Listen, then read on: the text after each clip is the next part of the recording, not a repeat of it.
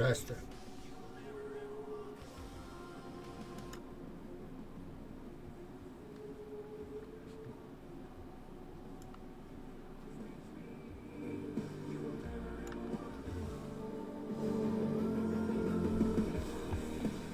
Tester.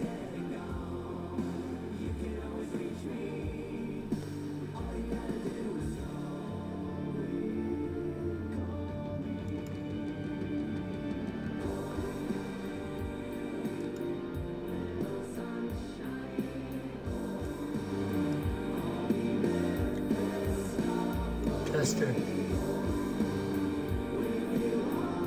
Playback 50%. 55%.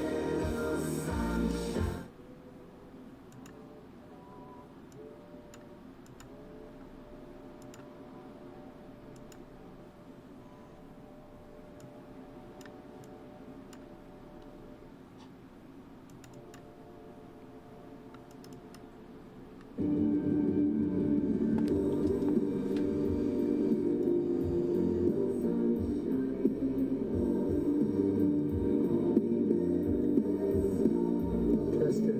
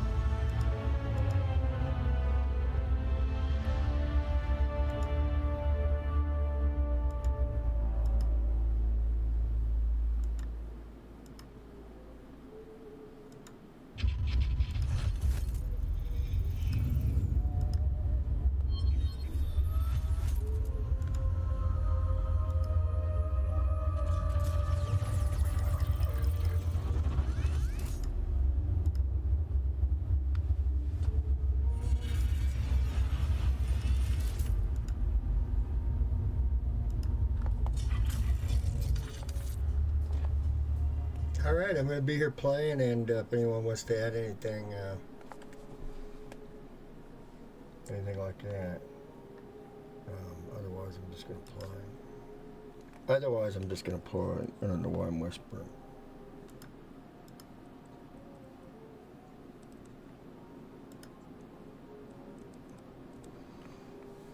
All right, I'm going to mute this, but I'm going to be here doing my thing, so.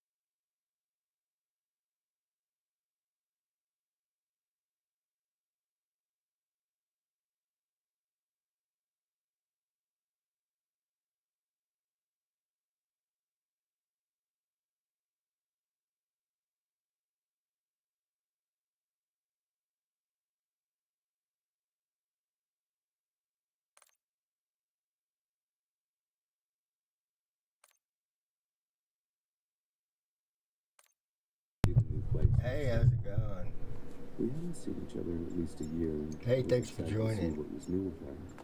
We sat on the couch and talked for at least 45 minutes, updating each other about our families and what was new in our Look at that. lives. I grabbed us both a drink and sat back down, and she said, So "That's how you pudgy. took the plunge, eh?" I looked at her confused and said, "What?" She smiled and responded, "I didn't Hey, let me start know if the until game is we too were loud or here." if it's about right. Face off team deathmatch. Destroy the enemy. Right, Pooh? And she looked at me kind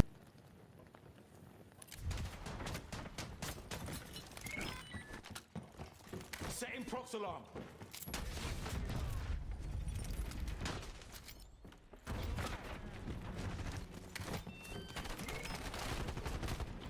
You're falling behind the system.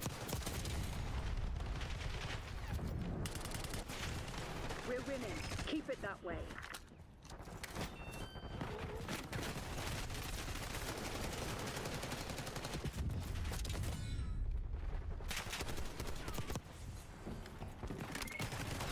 Phone. Prox alarm deployed.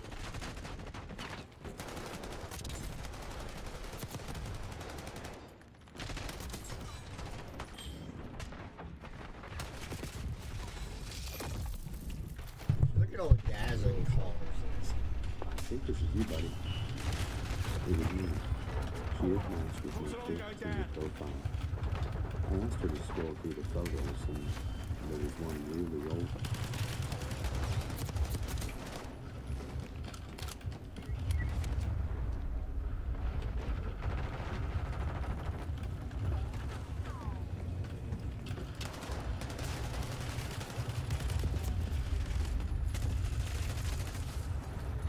Enemy grenade.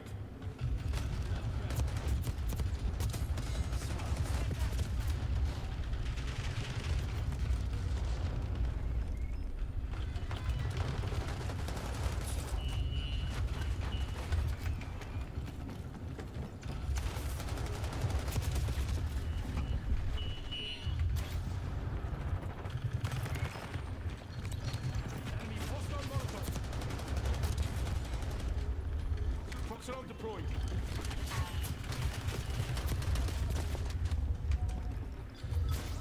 It's given up the lead.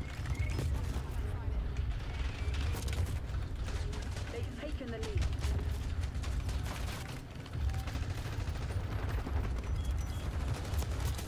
Frag clear.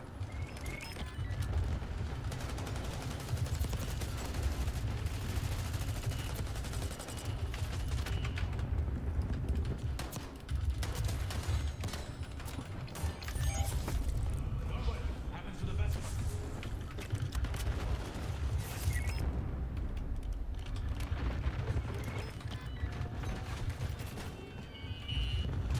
Setting prox alarm.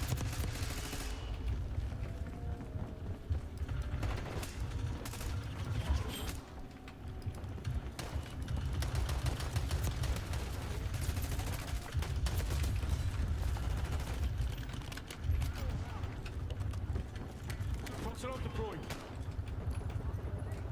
Target ID.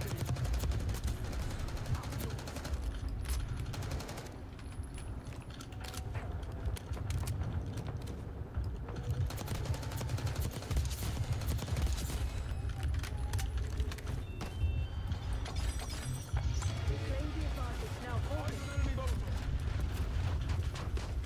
You set me on fire. Setting prox alarm. Enemy flipping it. Full control. Cease fire. Tracking target.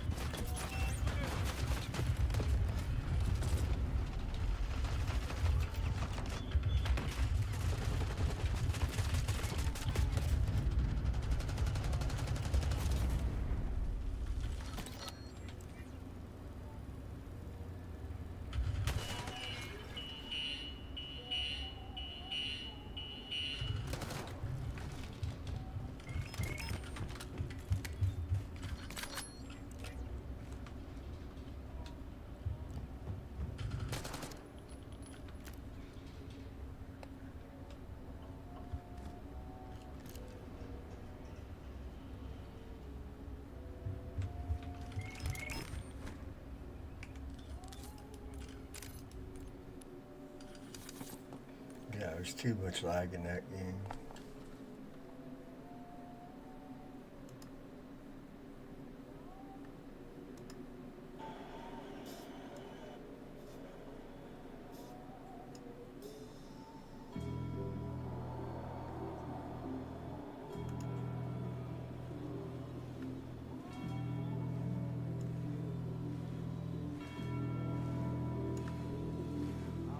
Hey, welcome, Chris. And Steppy Poo. This is the cat that's sleeping. Wake up, Ho.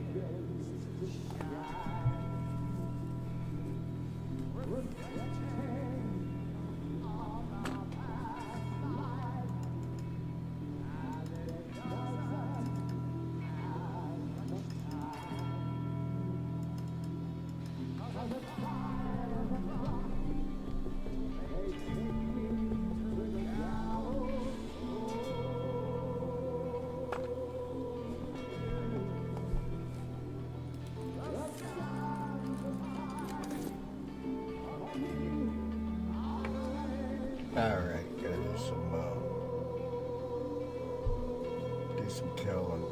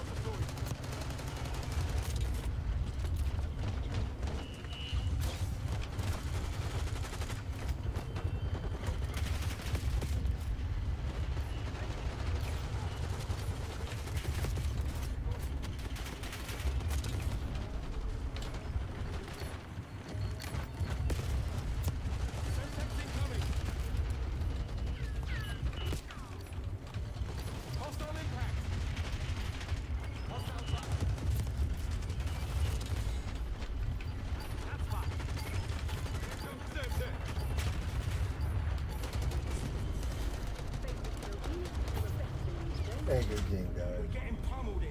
Withdraw and make for Cassivac. Stop climbing in. Look what's going on, too. You know it's true, getting over there to get the trees.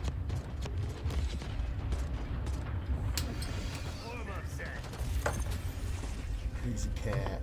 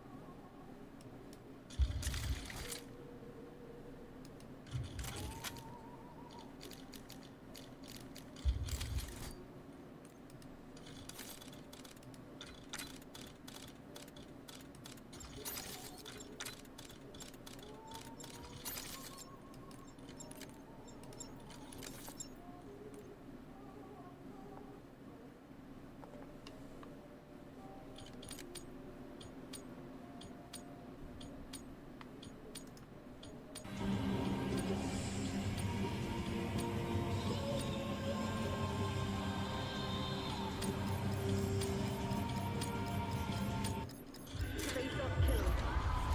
Eliminate the XPT. Protect your own. Eyes up. You're the XPT.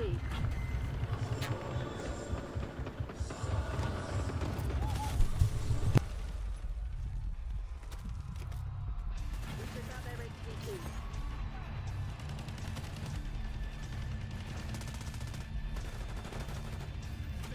Hostile XPT located.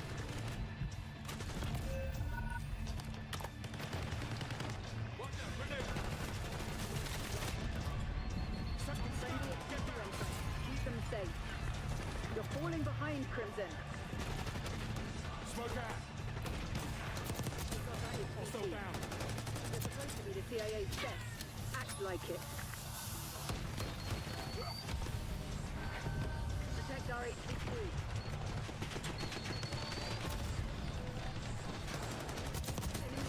Enemy down. HPT under fire. Repeat, HPT under fire. Move, Maria. Enemy HPT on site. Take them out.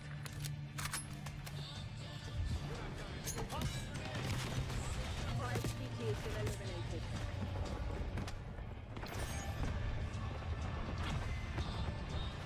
We took out their HPT.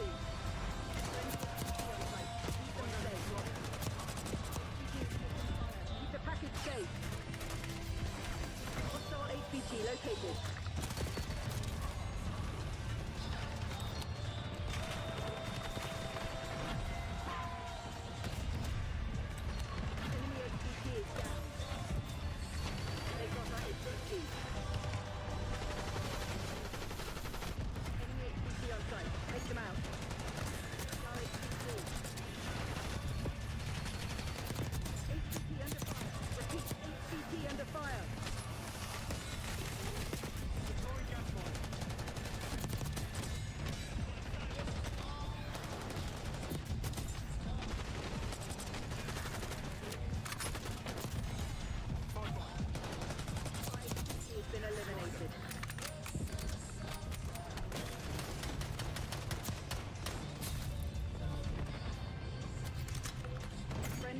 HVT on site. Keep them safe.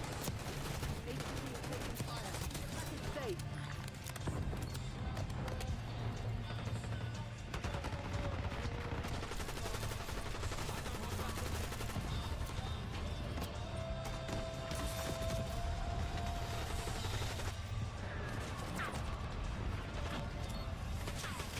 Sending sentry. Down their HVT.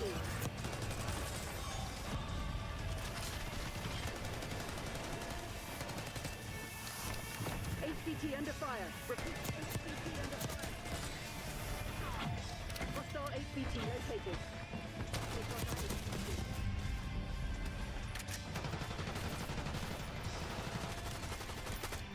Sending a sentry.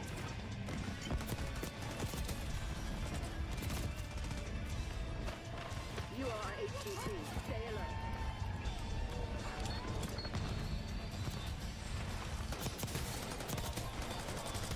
Enemy HVT is down.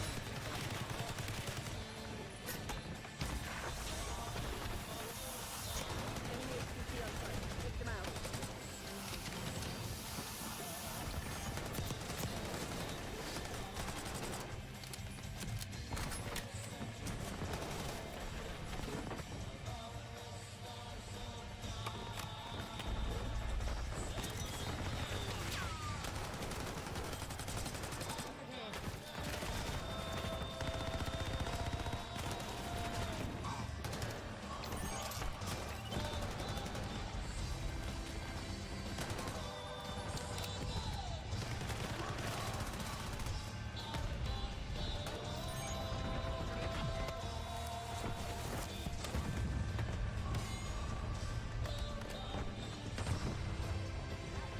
We took out their HVT.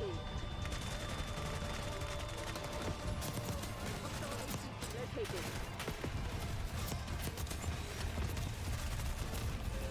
Get me back in the fight. Enemy HVT is down. Our HVT. HVT is taking fire. Keep the package safe. Enemy HVT on site. Take them out. Our HVT has been eliminated.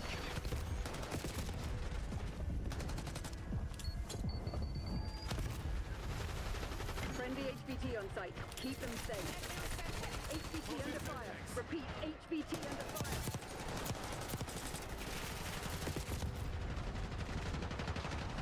Hostile concussion spotted.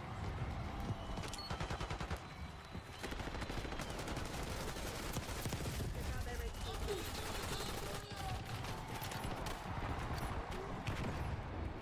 Hostile HVT located.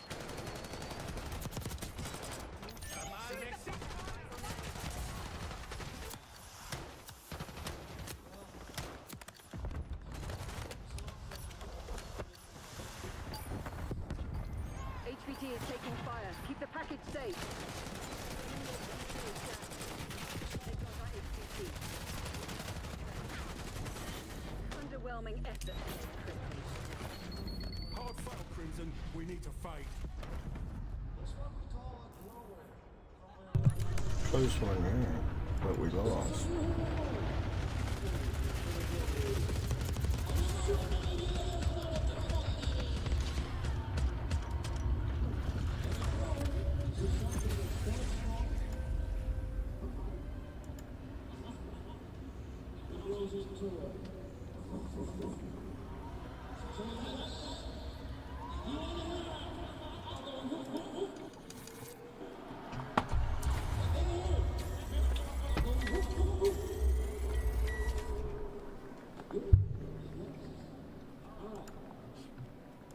No, so you can't live here.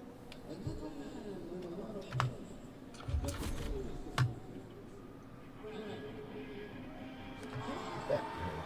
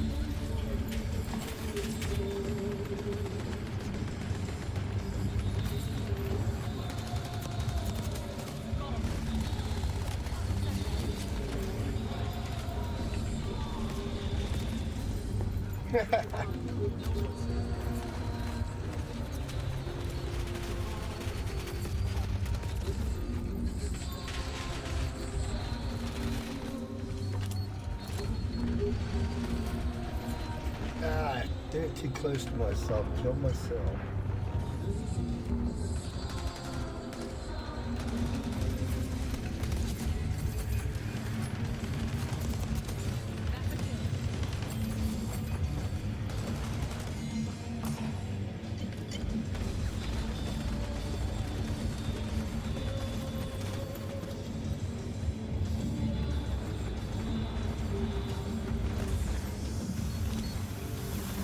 Sending Sentinels.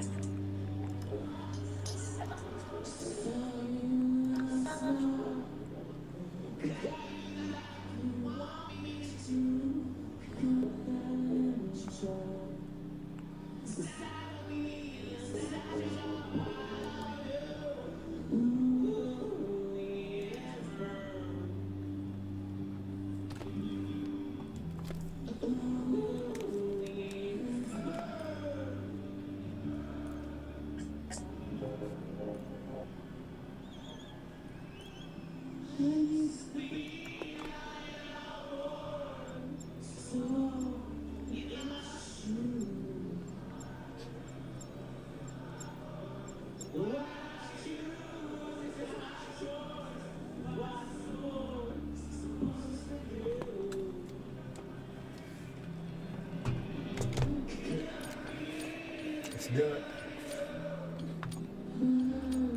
Hey, everybody's joining. Thanks for joining. Please stay a while. Watch me kill some people. Creatively. Rest. Remind the fugitives that actions have consequences.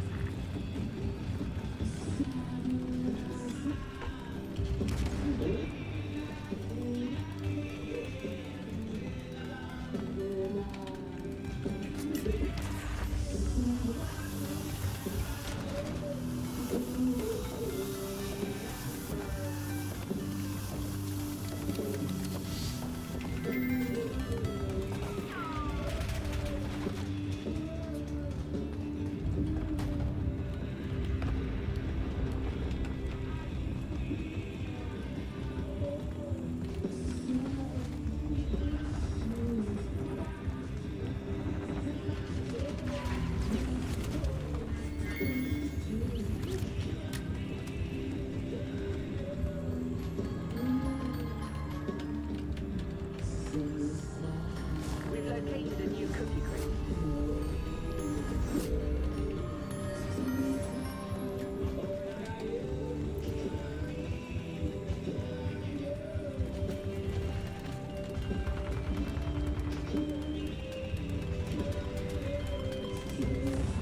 Requesting care package deployed.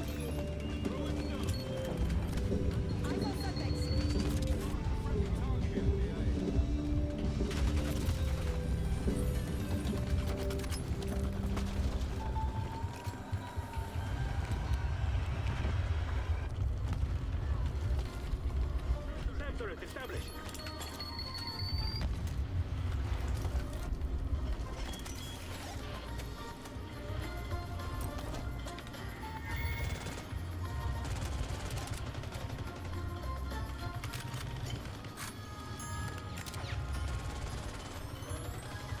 A new cookie crate is ours for the taking.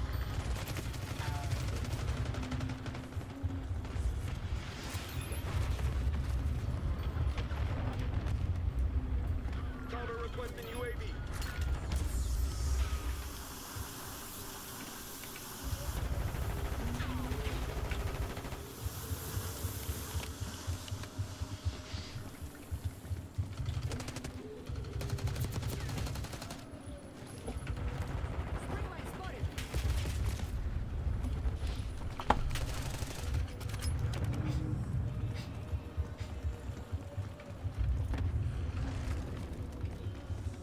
Enemy UAV inbound. Get down, frag.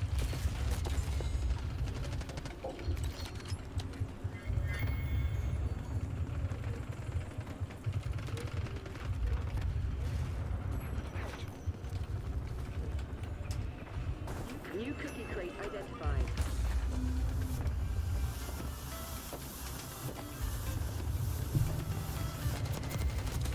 Hostile deleted.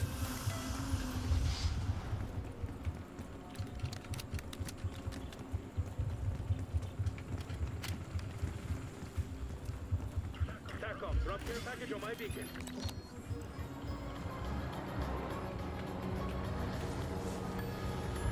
We're ahead, but stay alert.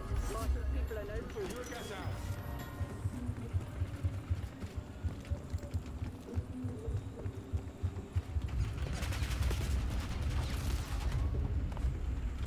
Deploying AGR.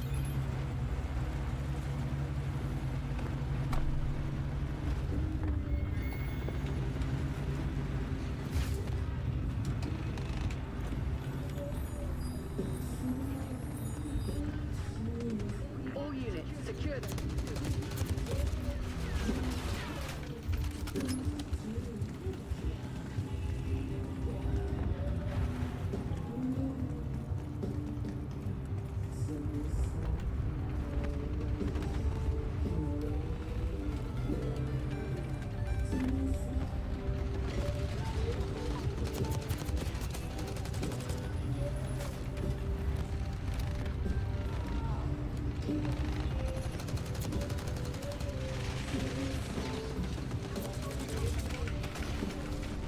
One of your neurogas mines was disarmed.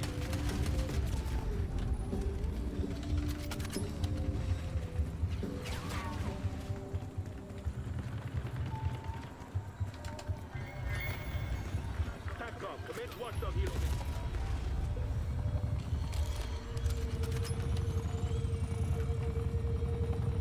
We've located a new cookie crate.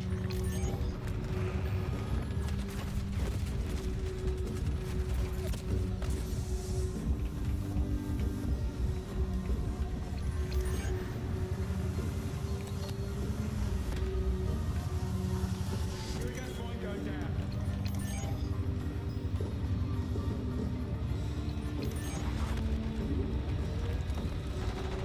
Hostile RCXD in your AO.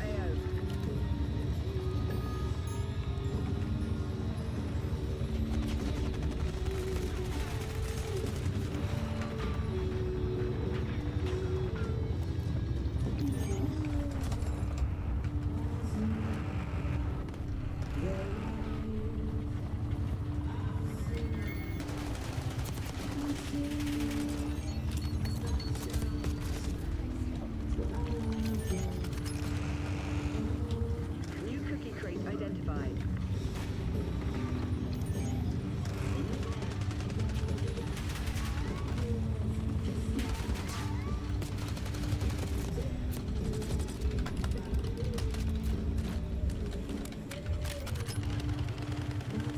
Hostile UAV established overhead.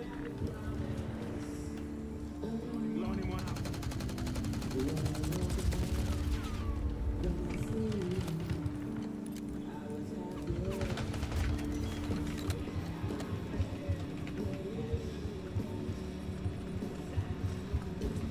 Using stim shot.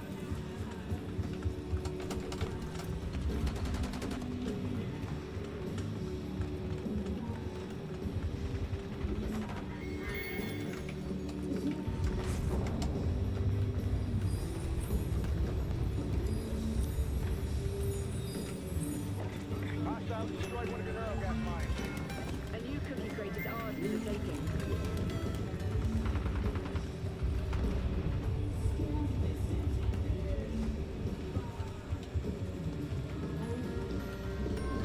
Enemies are eating our cookies.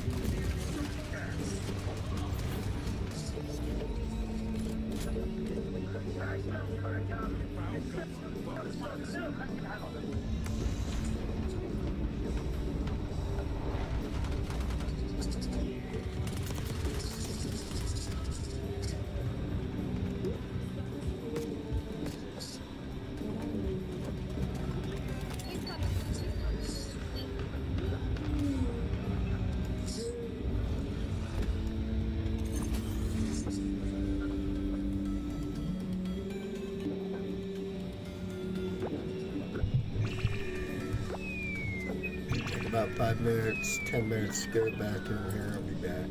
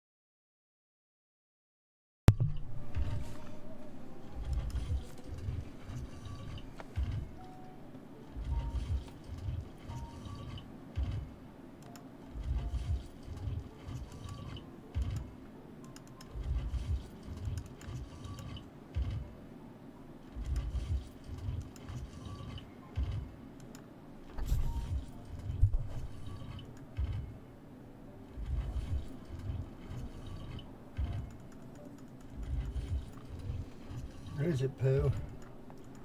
Peach box. It's time. Get in the peach box. There you go. Safely away in the peach box. Thank you.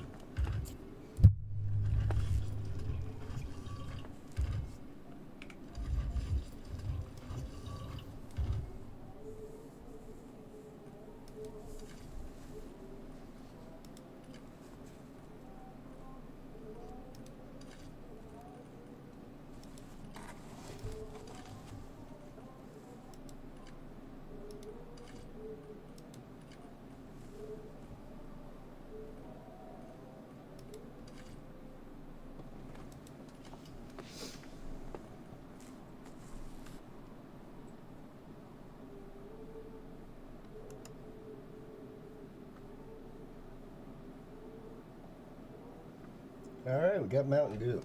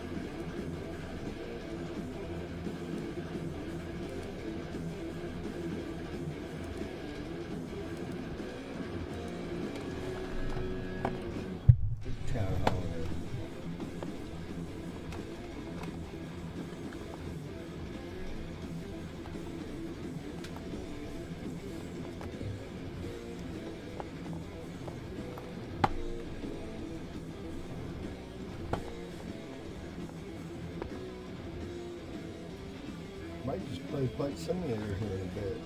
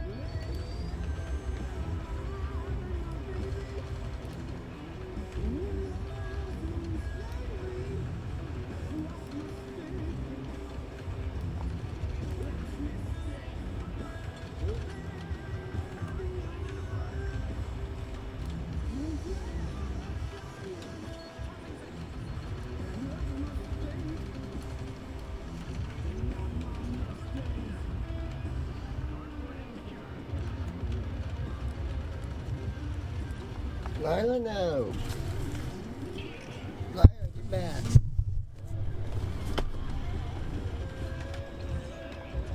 Lila, no.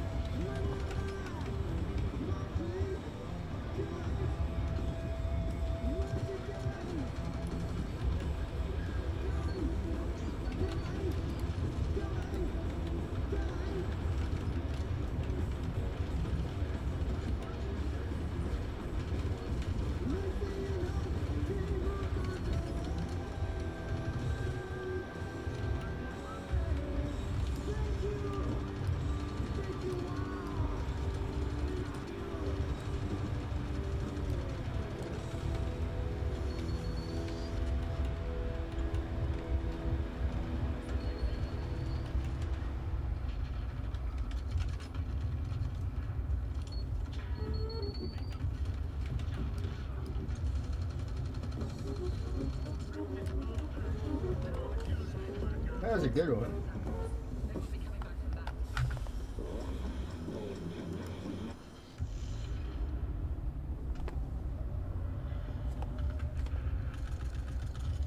Well, let's have some stories here. You might hear you guys' voice, but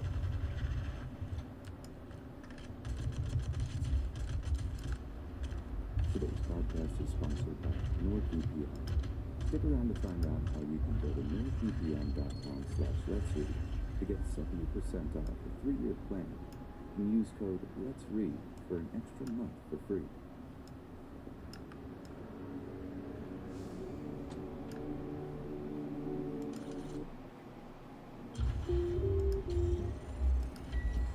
Today's podcast is sponsored by NordVPN. Today's podcast is sponsored by NordVPN. Stick around to find out how you can go to nordvpn.com/letsread to get 70% off a 3-year plan and use code LET'SREAD for an extra month for free.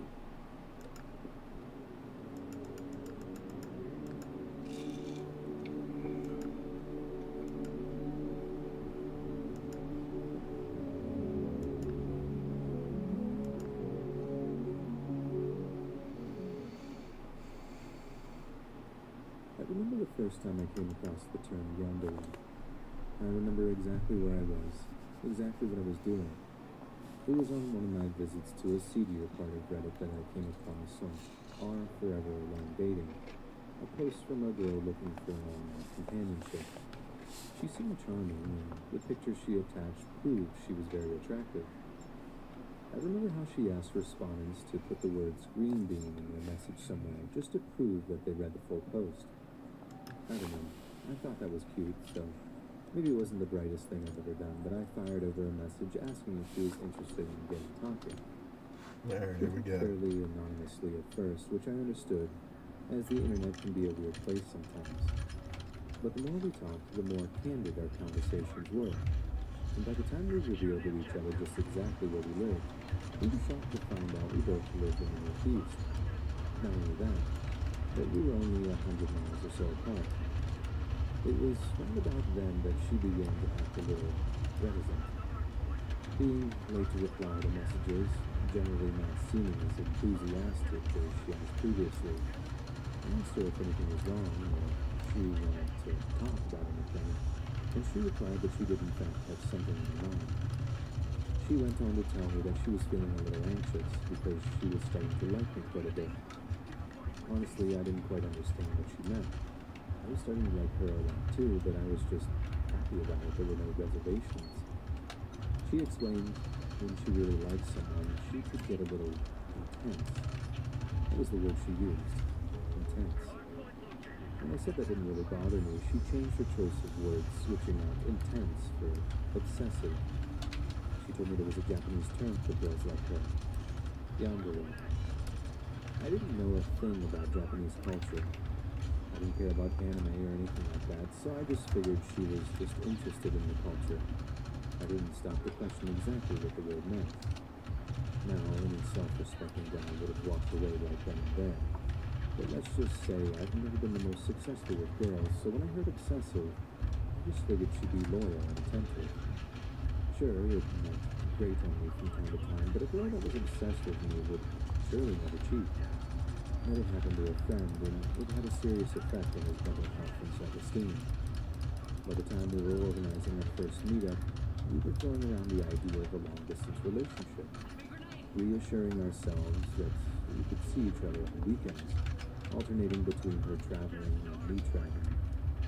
I was a little nervous as I packed up my things for the train ride out to a major city that was roughly halfway between us. Nervous, but excited. I never had a relationship with a girl that had been this consistent. We talked every day and she actually seemed to really like me. I just hoped the chemistry would be the same once we met in person. But to my relief, it was. She was an absolute dream to hang out with. All our little inside jokes and private thoughts hit their mark, just as I hoped they would. However, she did display some pretty unusual behavior. She seemed to find it difficult to maintain eye contact during a prolonged period. Also, we went out to dinner on the first night. I I was initially confused when she apparently refused to interact with anyone but me. When the waitress asked what she liked to drink, it says that she just shut down, staring at the table or occasionally shooting me a look. I actually had to order for her the entire time. She'd tell me what she wanted, but then it'd be down to me to get the attention of the server to ask for that particular thing. I figured it was just because she was shy, which, I don't know, I just found extra cute. It wasn't until after an emotional goodbye that things started to get weird. We got into the habit of calling each other every night before sleep, but these calls started coming from her in the middle of the day at times when I was busy. But whenever I tried to explain that I couldn't talk, she'd always get really salty about it, becoming increasingly angry every time I told her I couldn't talk. It was heartbroken when she accused me of being unfaithful. And the more I tried to explain that there was no one else for her, the more she accused me of lying. There's no one else. Why can't you take 10 minutes out of your busy day to talk to your girlfriend? She always was a smart girl. She ran rings around me when it came to arguing logic. The longer this went on, the more it grated on me, to the point where I just didn't like her anymore. She wasn't just intense or obsessive. She was dangerously paranoid and abusive when she wanted to be.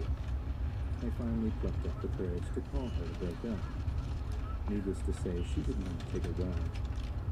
I went no contact almost straight away, blocking her on social media to make the period of separation less hard on us both. It hurt, but I knew it was what she needed. There was no way she'd be able to detach herself from me if we kept trying to be just friends or whatever. A few months later, my parents are away on vacation without me. I didn't mind them. I gave them some time to themselves while allowing me to live in a gigantic bachelor pad for a fortnight. It was all going fantastic, until I woke one night to find that someone had broken into the house. First thing I did was call 911 from my bedroom, before venturing down the stairs with a baseball bat in hand. I had no idea what I was planning to do. Maybe just scare the burglar. But I was absolutely terrified as I crept down the stairs.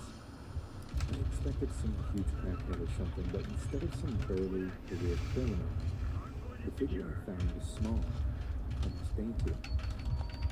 They turned, and to my horror, I saw it was my ex. In her hand was one of my mom's kitchen knives, the huge stainless steel one that she always kept extra sharp.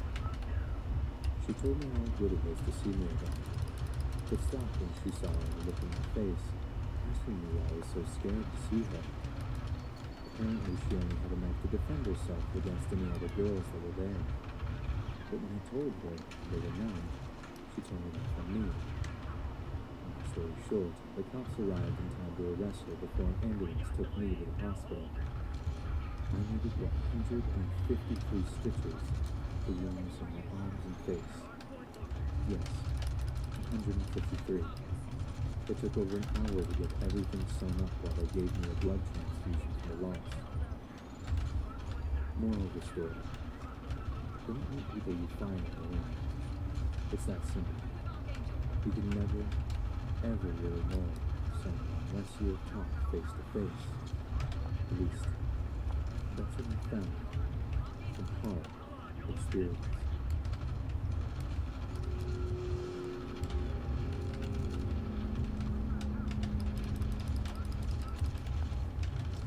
I actually met the girl who turned my life upside down twice before she became my stalker. A friend and I had wandered down to a local chain pub on a summer's day to watch football. You know, the kind that attracts 30-something singles with cheap cocktail offers while still masquerading as a sports bar. Our team lost, so we stayed an hour or so after full time to drink away the disappointment. It was the first time we met. She recognized me as being on the same dating website as her, and so introduced herself. She seemed charming enough, and we enjoyed each other's skewering commentary on the fickleness and desperation of online dating.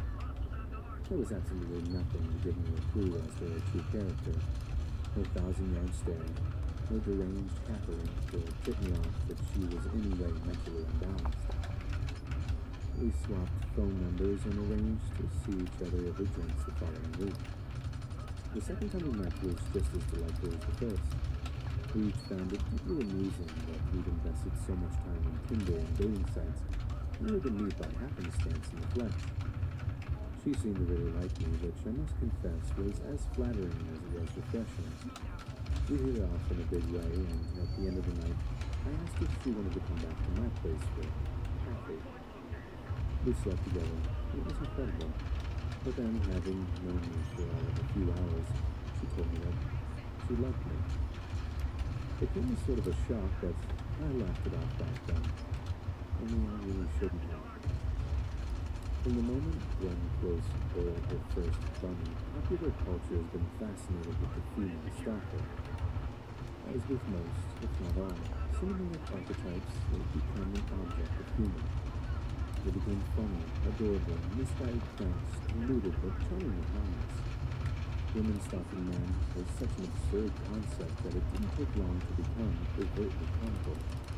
But I have to admit that I haven't found much of the last few years particularly amusing, as my stalker ended up comprehensively boiling in a bunny.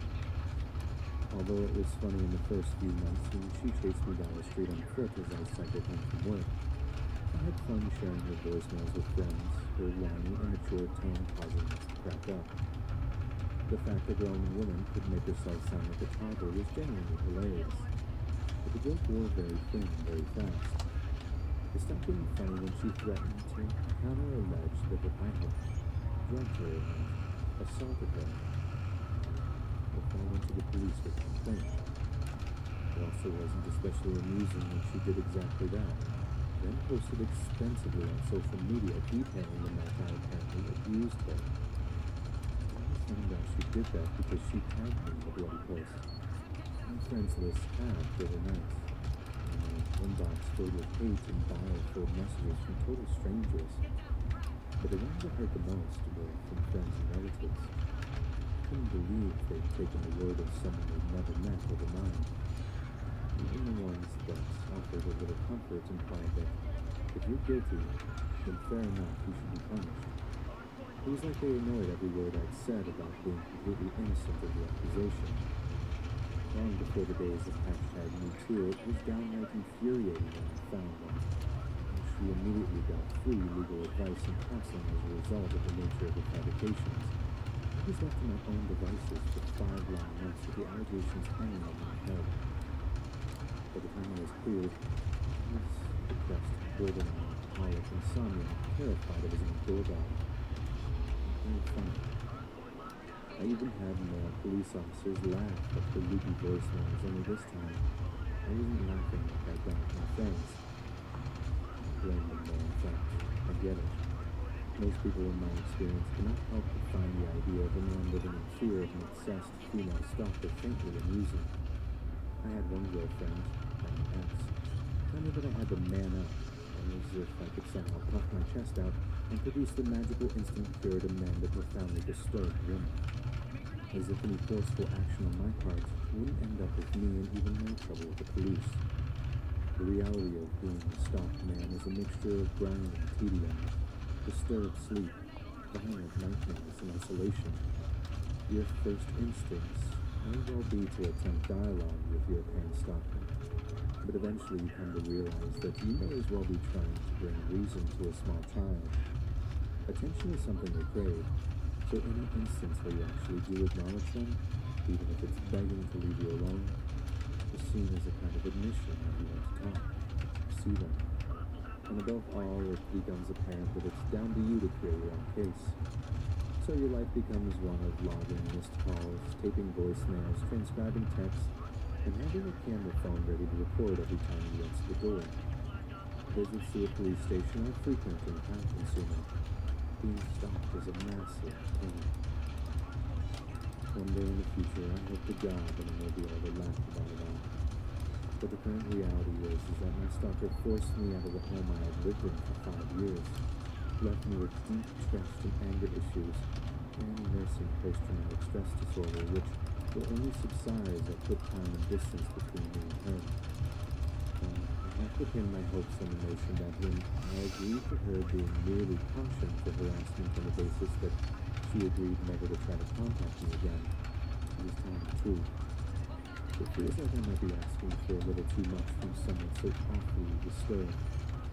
This was way back in the summer of 2010. I may be relieved to hear that I have not heard from nor seen her since. I've received messages telling me how rare it is to read admissions of this kind because everyone else who has tried found the process too upsetting.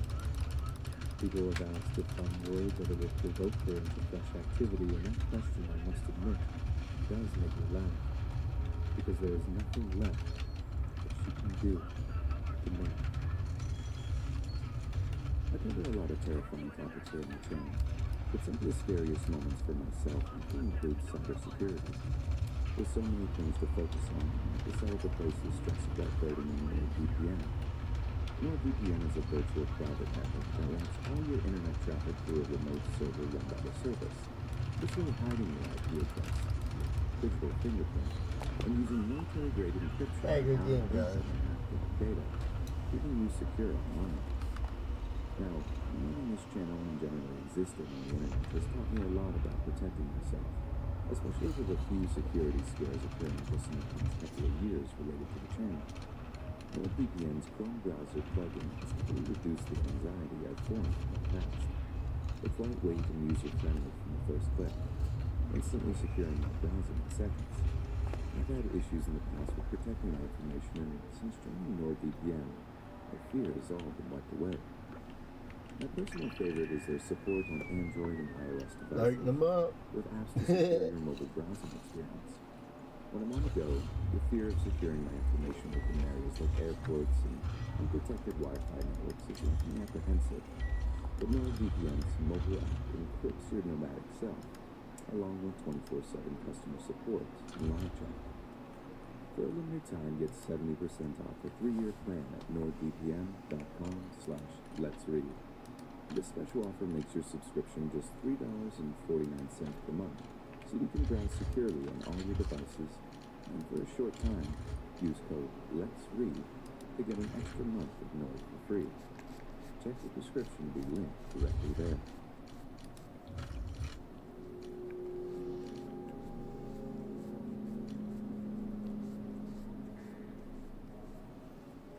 My name is Bob Coctree. I'm a 54-year-old driving instructor from Lancashire in the UK. Previously to my career as a driving instructor, I spent many years as part of a training team in the Royal Air Force. My time in the military taught me patience and discipline, which really helped with my transition to the civilian workforce. I'd spent time in conflict zones around the world, sometimes in some pretty harrowing conditions, but nothing prepared me for the ordeal that would turn my entire life upside down. One morning I received a call from a woman who wished to book some driving and theory lessons. Donna Hartley seemed to be a shy but affable young woman with deep red hair and small brown eyes. Her meek manner meant she found the experience rather stressful, but I pride myself on being able to effectively turn such people into competent drivers. Thanks to my tutoring, it took her just 6 weeks to pass both practical and theory tests. Naturally, she was elated, as was I. I've always loved the sense of achievement that comes from having trained or coached someone successfully. It doesn't just Put mean the that doing you've that on done the there. I job like the correctly, doing that. but now someone else can advance their own lives thanks to the skills you taught them. The fact I've always found a way to earn money that way has been one of the blessings in my life. Usually speaking, passing a driving test means the world to someone, especially when they require the transfer to further their own careers.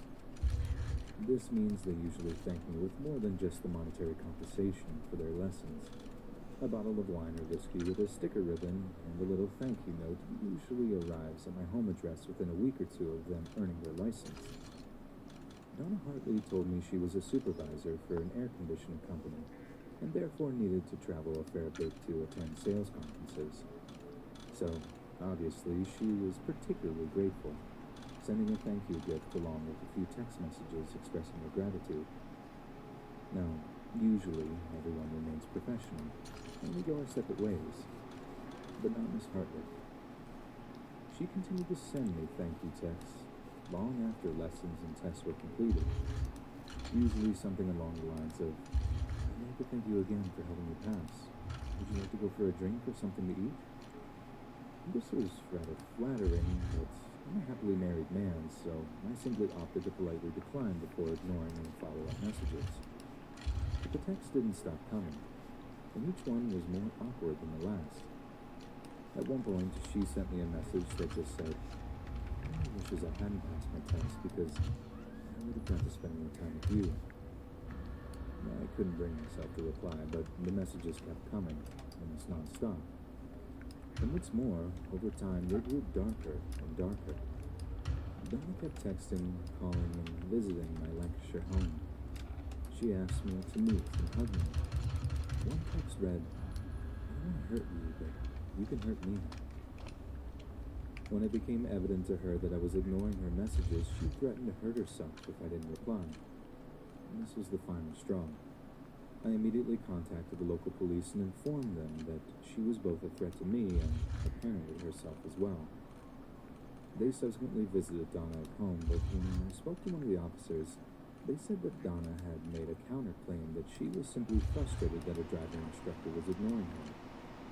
She must have played the part of a poorly treated customer because, from then on, the police seemed content to treat the case as some kind of business disagreement, which obviously was not the case. Frankly, I feel the Lancashire police utterly failed to deal with the situation. Hey, it's going good. How's it going over When there? she visited me at home, her stalking didn't abate. She wasn't just texting at all hours of the day now. She was We've had to calling. set some boundaries with the calls Pooh were Bear. mostly at night, so it wasn't an issue. She's getting too quiet or too onto the mouse. Aren't you, Pooh?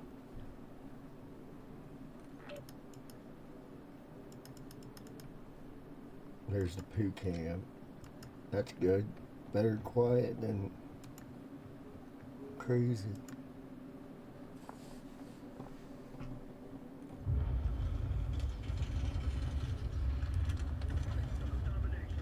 Got a new gun. Check it out. Put a donut on it because, like, I like donuts. I like to make the smoke out when nobody knows where you're at. Kill them. That's alright. We'll kill him too.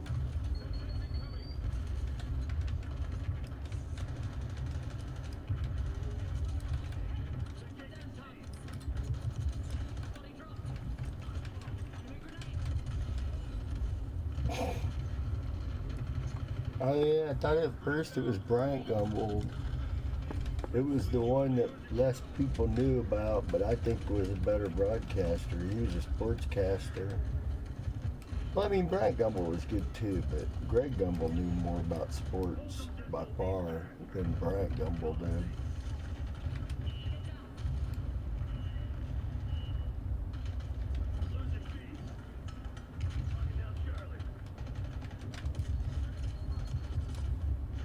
They just put down like, yeah, they're brothers.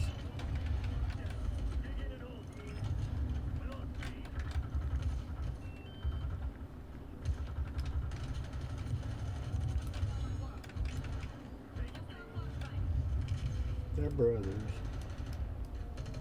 Well, I think Bryant's the one more people know because of the fact that he was on the Today Show when it was very popular. You know. So, last era of news when people paid attention to the mainstream. Yeah, he did a lot of the HBO shows. Exactly. If you want to see some sensible journalism in the sports world, like really old school journalism, he was good at it.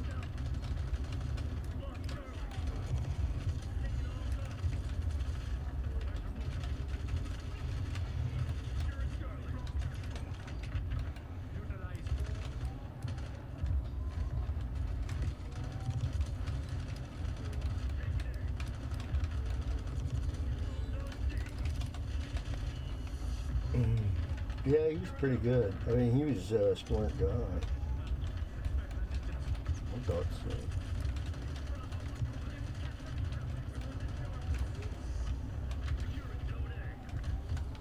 Put this device here, creates psychedelic. Did they blow it up already? They can blow it up if they hit it with a gun. These are warning devices I threw out there. They start beeping if anyone comes close, which in this hallway is pretty much constant.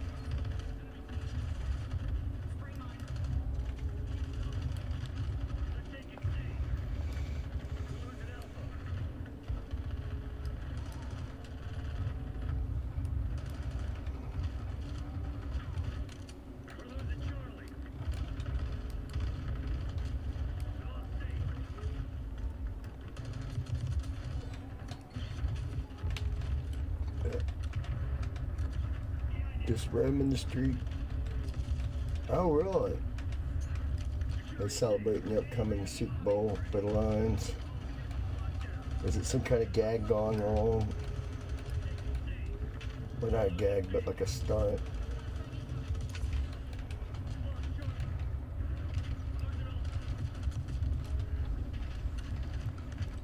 Roaming the streets. Well, they have a right to street. They probably pay taxes in Detroit too, right? Oh shit! I fell off the building. Lions feel emboldened.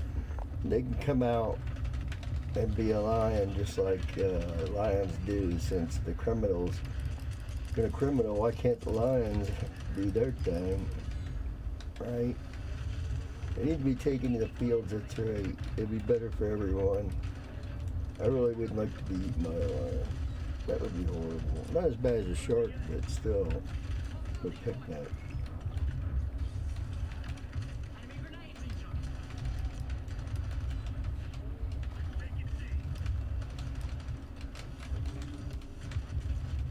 That damn night keeps killing me.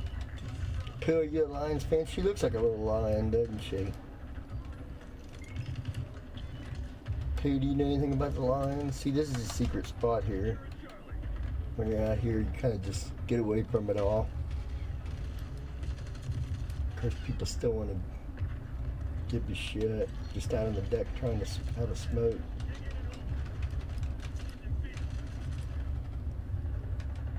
Pill, you a Lions fan?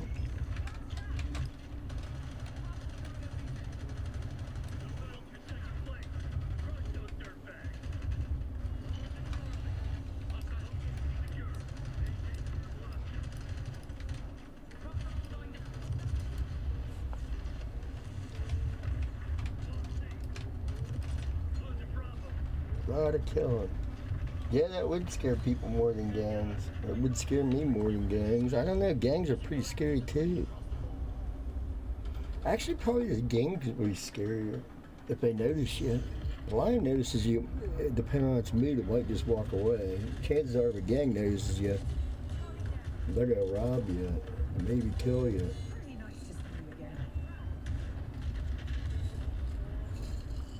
Got to be the new question, a lion or gangs?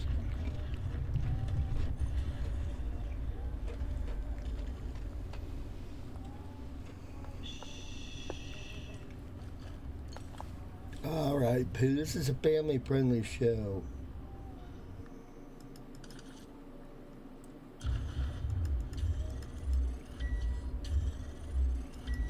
Pooh spat butt.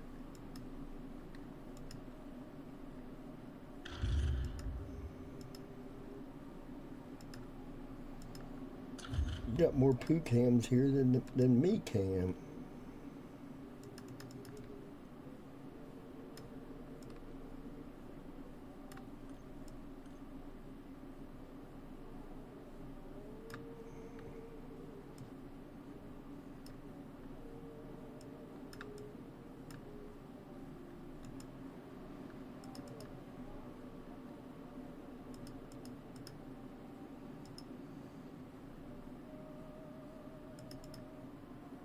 It's too zoomed in.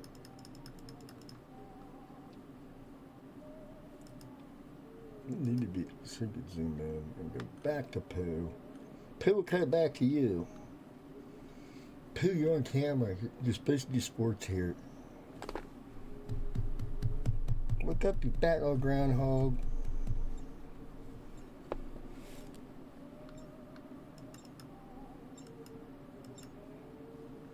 Alright, here we go. Pete turns her back on the stream.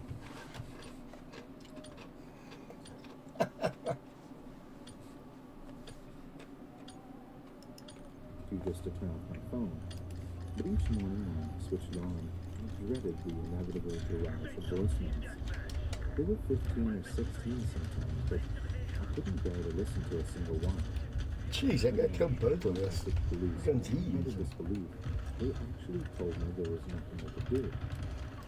Donna had not made direct contact with me, and therefore it was still done. Anybody know where I can put this bomb for safe storage?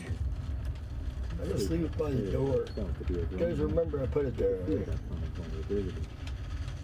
Here, take this bomb. I was missing work because I hadn't had any sleep. All I could think was, Careful with it. I'm just going to get out of the car. She's going to be there. And that'll be it. At one point, I was at home during the weekend alone when I began to hear some incredibly loud music from outside in the street. It was irritating, but I just assumed it was teenagers and they cleared off after a while. But then my phone buzzed on the countertop with a text message from an unknown number. I like the music, but yet. Confused, I headed to the front door, wandering out into the street with my phone in hand. There, parked around 50 feet away, was a silver Nissan blasting some sickly romantic music from its window. I didn't need to see that streak of red hair in the driver's seat to know who it Alright, was. cool. Yeah, see you in a bit. That's And cool. then I We'll be turned here. and smiled out of the window at me. Turned and rushed back in. Locking the Trying to doors have a cigarette. Can't even go out on the But patio. yet again, I seemed to get away with it. Oh, shot in the knees. That hurt. A few days later, I Oh, was again at in the door. bathroom. Somebody's hiding out in the bathroom. Another unknown number telling me she was outside. She said she wanted to talk, but she followed He's me out of the home. bathroom. Keep Wash doing him so out. until I finally gave in and talked to her. She rang my doorbell repeatedly, banging on the door. She then phoned me 8 times while she was outside, ranting and raving about me having the nerve to treat her that way. Phoned the police again. Within a few minutes, a police car arrived, and they arrested her on suspicion of harassment. Finally, they had done their bloody job and taken that young woman away.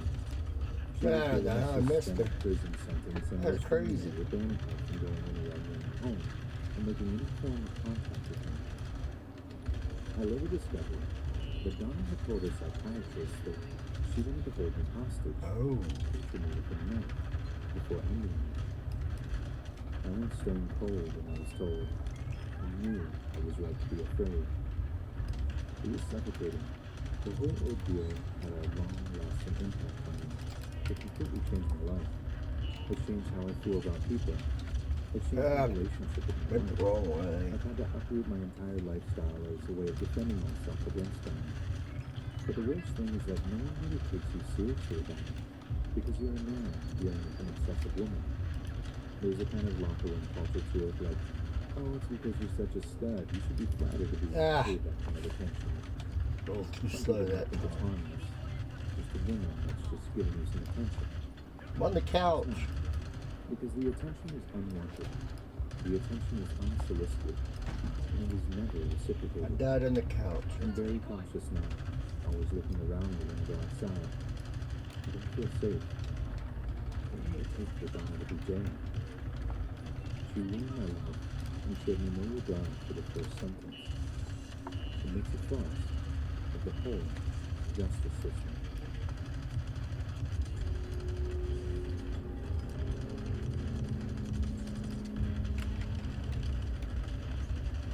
My name's Jack. I wound up in Arizona after a road trip from Florida, looking for, I guess, love. I was following the number 33. I used to wake up every day and every night at 3:33. So I kept following the number and I asked myself, why? Why am I following the number 33? So I spoke to a psychic and she told me I had the same birth chart as Jesus. So then I said, okay, I'll look up Jesus, who was 33 when he came to be. My left eye access is 33. The location I came from in Miami was 33111, the zip code. I met a guy online. I was looking for my healing angel. This psychic guy had told me I would need a healing angel. So I was in Utah, Mount Zion, looking for my healing angel. I was at a bar, and I was talking to the bartender about the number 3. So I told him the story of how I came to be in Utah, the story of the number 3. He said, "Show me something. Look behind you." So I look behind me and there's this giant number 3. I said, It's too close to it. and he was like, "No, I'm not." And then I was like, "Okay, but maybe you're the one who's going to lead me to my healing angel." So Yeah. he said, "Maybe you should You go take to pill? Sedona, Arizona," which I'd never even heard of. So I look up Sedona, Arizona, and I find it's the 33rd most spiritual place on earth. So I cancel my road trip, cancel my trip to Mount Zion, and I decide to go to Arizona. So I've never been there. So Isaac, my healing angel, texted me and he says, "Have you ever been to Arizona?" I was like, "This is really weird. I just decided to go there." So I said, "I'm not going to meet him unless God throws it in my face." So we started talking and I'm like, I'm not going to go there. Then he told me that he has the same birthday as me. So I was like, okay. Hey, Dom, how's it going? Because I told God that's what I have to do. So I go meet him. We have the same birthday. Our brothers are both named Jacob and David. Our fathers are both Egyptian Jews from Cairo. We're both vegetarians. And then I find out he does stuff with the Dead Sea. The Dead Sea has 33% salt in it. Walt Disney's club is called Club 33. The reason they're called this is because the location of Atlantis is Who? the Earth. The coordinates are Pooh, you still up? 33. It's the soul of the Earth. A lot of the people have been Yeah, asking you are. I me can about tell. what You're the daydreaming, angels aren't are. you?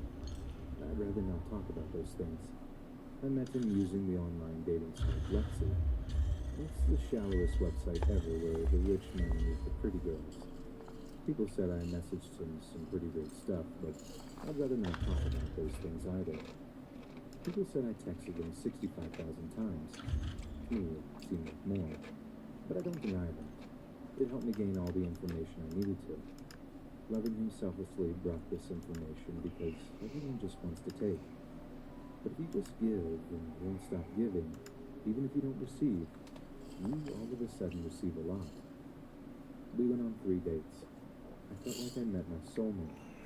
Everything was just the way it was, and I thought we would just do what everybody else does, and we would just, like, get married, and everything would be fine.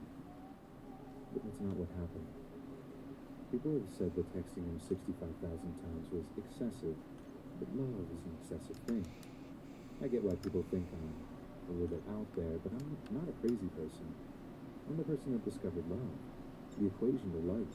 Einstein discovered that the equation for light is E equals mc squared. To finish that equation, everything we see or touch is made out of light and the composition of the light that it's made of. A lot of people have said that my messages sometimes didn't sound loving, that sometimes they sounded threatening. But when you're finding love, man, everything is perfect. This one was a real journey, and I want to apologize because no one could ever be more sorry. I would never have hurt him. I love him.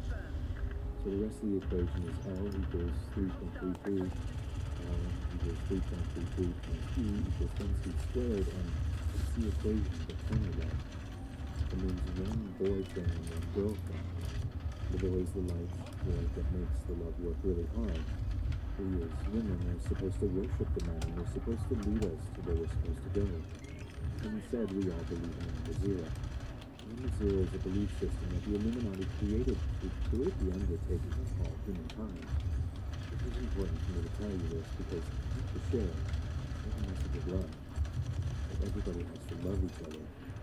My healing angel is not a victim. I want him to know that I love him, that if he really wants me to, I won't leave him alone.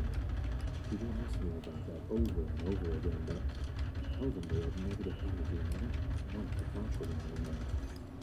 There's no need to be negative when everyone should just be nice. I only want to be nice. On the dollar bill it says, she refers to undertaking New World Order in Latin. And the pyramid represents slavery, while the third eye is the imagination. So everybody is essentially a Jew. That's what the imagination is. The pyramid is how we were enslaved. So we've been enslaved by money. We enslave each other, self-perpetuating cycle of enslaving each other and taking from each other and being selfish. In the past, if I said something bad, I apologize. I want everyone else to be nice. I want all of you to be nice. If Isaac wants me to go to jail, I should be in jail. I appreciate that because I love her and I should know better. He is the light and I am the love. He knows what to do. I don't mind being in jail because I like everything and everyone. If I was released today, I would leave him alone. If he asked me to, I would. But I know I need to go back home and spread the message there too. I wish Isaac had been nicer to me. He was the meanest person I ever met. It's hard that we're soulmates, but he's so mean to me. There's one boy and one girl. One boyfriend and one girlfriend that equals 3.33. Instead of having the number 0, we're supposed to count to 3.3. 1, 2, 3.3. 3.3 is infinity. So if we count from one boyfriend to one girlfriend, it would equal forever, just like the universe and all the planets.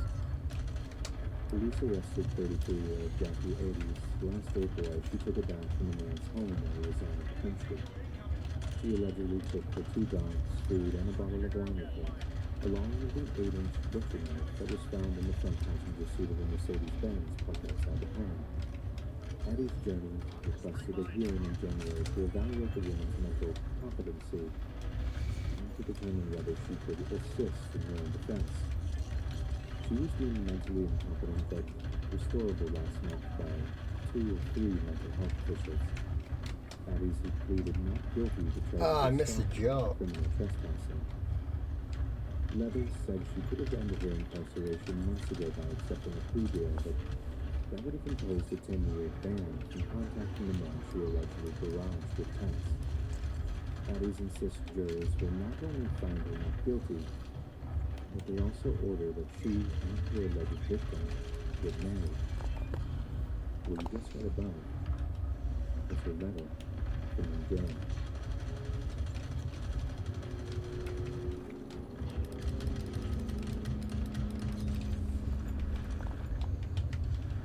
Whether or not you're a fan, no one can deny the monumental rise of Korean pop music over the past few years. Modern K-pop culture began with the boy band H.O.T. in 1996. As K-pop grew into a subculture that amassed enormous fandoms of teenagers and young adults. With the advent of online social networking services, K-pop has gained a widespread audience all over the world. But the immense popularity of the genre has given rise to a new kind of obsessive fan, known as a sasang. The term sasang comes from the Korean word sa, meaning private, and sang, meaning life, in reference to the fans' intrusion into celebrities' private lives.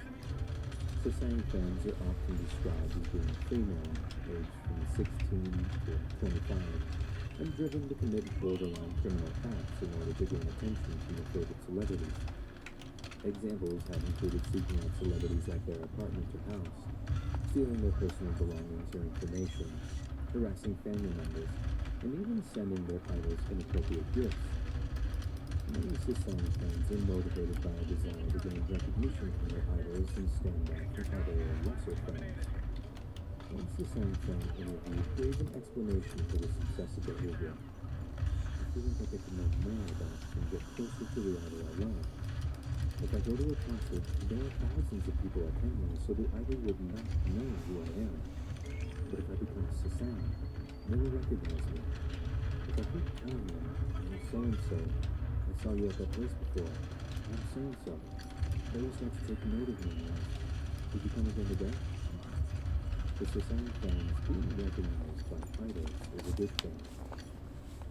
This burning desire for individual recognition from their favorite idols has been the root cause in some infamous Sasang acts.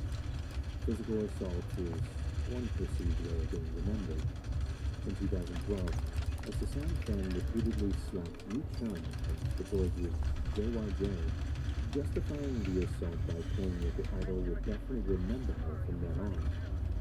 Sasangs have also used social media to form a network Yeah, of close contacts one. to help spread and share information. The Sasangs activity is also extremely competitive.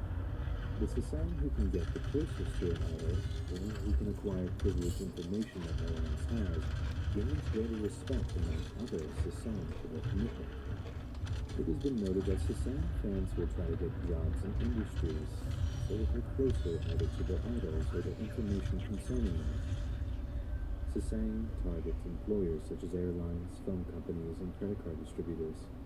In 2017, Brave Entertainment, home of solo artist Samuel, dismissed 2 staff members for Get some Sasang tea. behavior that included Take following about a other 5-minute artists break. and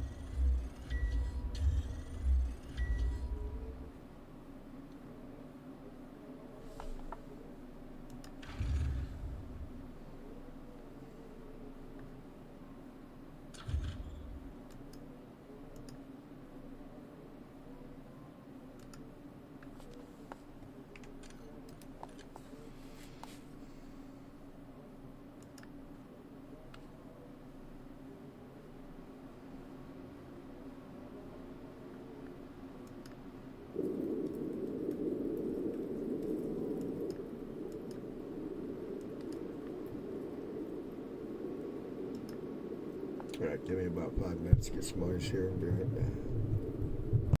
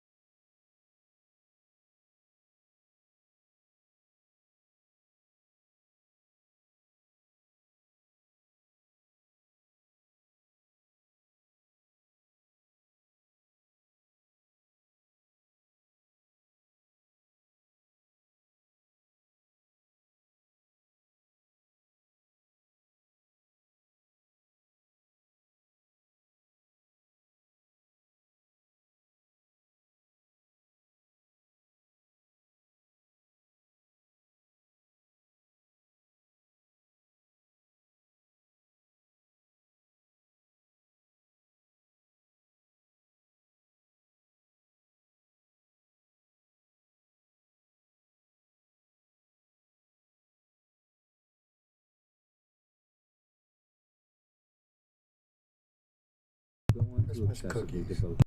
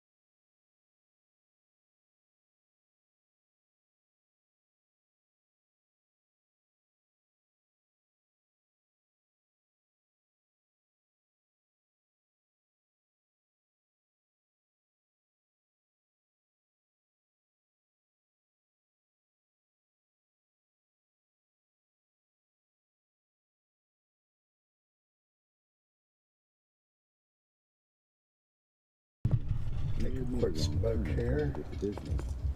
So I left the rest area and was walking back to my car. And I noticed a beat-up, unmarked, grayish-bluish work van parked incredibly close to the driver's side of my 95 Honda Civic. Yeah, okay. I thought that's pretty weird.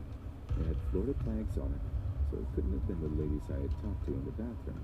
I distinctly remembered she said she was from Virginia. I turned around and hightailed it back to the rest stop, promptly running into some random middle-aged guy with 2 little boys. Getting to talk to him, it turned out it was his wife I had spoken to, as she emerged from the bathroom a second later, and I felt comfortable speaking to him. I told him what was going on with the van and how I didn't know what to do. He said we'd go check it out. So he left the kids with his wife and strutted up to the driver's side of the van. He stood there for a moment before speaking. His voice awkwardly quivered, but we could hear him yell it from where we were standing some 100 feet away. Excuse me, gentlemen. We already called the police, so I'm going to have to politely suggest that you get out of here. And then he ran back to us, grabbed his wife and his kids, pointed to me with a swift, "You," and said, "Come on, let's go get in the car now." And we ran together. So here I was, confusedly sitting in the back of this stranger's SUV, while he went and used the payphone to presumably call the police. Meanwhile, the van peeled out of there. Like I've never seen someone get out of there quite like they had gotten out of there. They ran up on the curb on the way out. They burned rubber. It was almost comical. The cops got there and I found out what had happened. The man went to go check out the van. He could see in it pretty well because I had parked under the street light. The first thing he noticed was that all of the seats except for the driver's seat had been removed. And there was a guy sitting in the driver's seat and a guy sitting in the back. A tarp laid out in the back, and a bunch of random items back there he couldn't immediately identify. Neither of the guys were reading a newspaper or a map or anything. They were apparently both just sitting there. It still makes me sick thinking about it.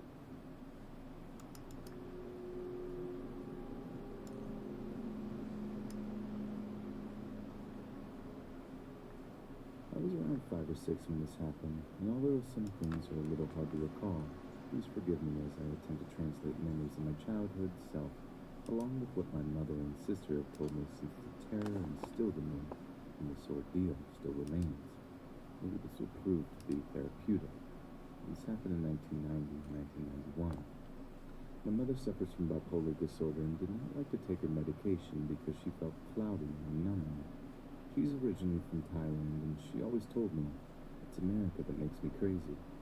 She'd often self-medicate with booze and cigarettes.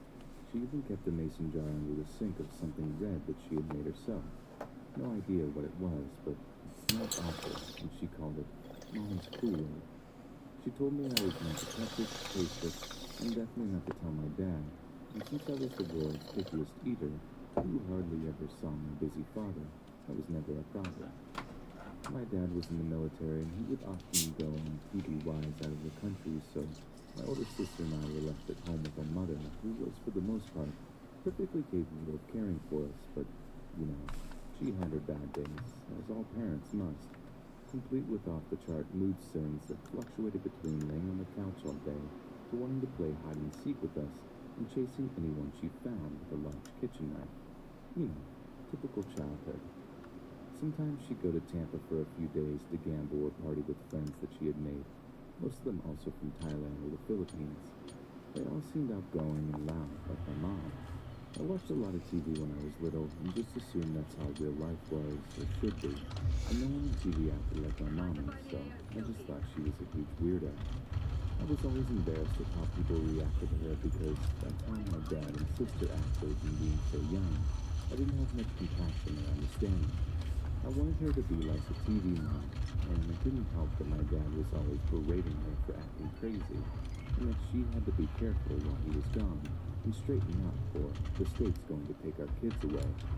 My dad looked down at her, and after a while, I followed his example. I can't believe I did that, and I'm totally ashamed of myself, but I can only blame my youth and ignorance. One day, I remember she was in a super good mood, but super distracted. She was curling her hair, putting on lipstick, jewelry, and her perfume was in the air. Offhandedly, she informed us she was going to Tampa. I was a little confused because my dad was still gone on TVY, and wouldn't be back for another week, and we had school in the morning. She'd never left us when those things were going on, and I'd never had to get ready for school without my mom. Not ever. She even took me there on her bicycle because I could still fit into the driver's seat in the back. When she saw my panicked face, she reassured me that she just wanted to go see a friend who was having a birthday party, and that she'd be back in the morning to take me to school. My sister was 8 years older than me, so she was for the most part competent enough to look after me. But I wasn't looking forward to being left with her because she bullied me. I suspect it was due to my mom always favoring the baby, me at the time. And since I was super duper small for my age, that's how everyone treated me.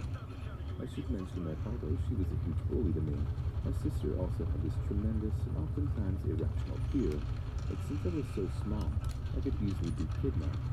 And she always drove me with questions on the daily about how to deal with strangers and what to do if anyone ever tried to take me with them.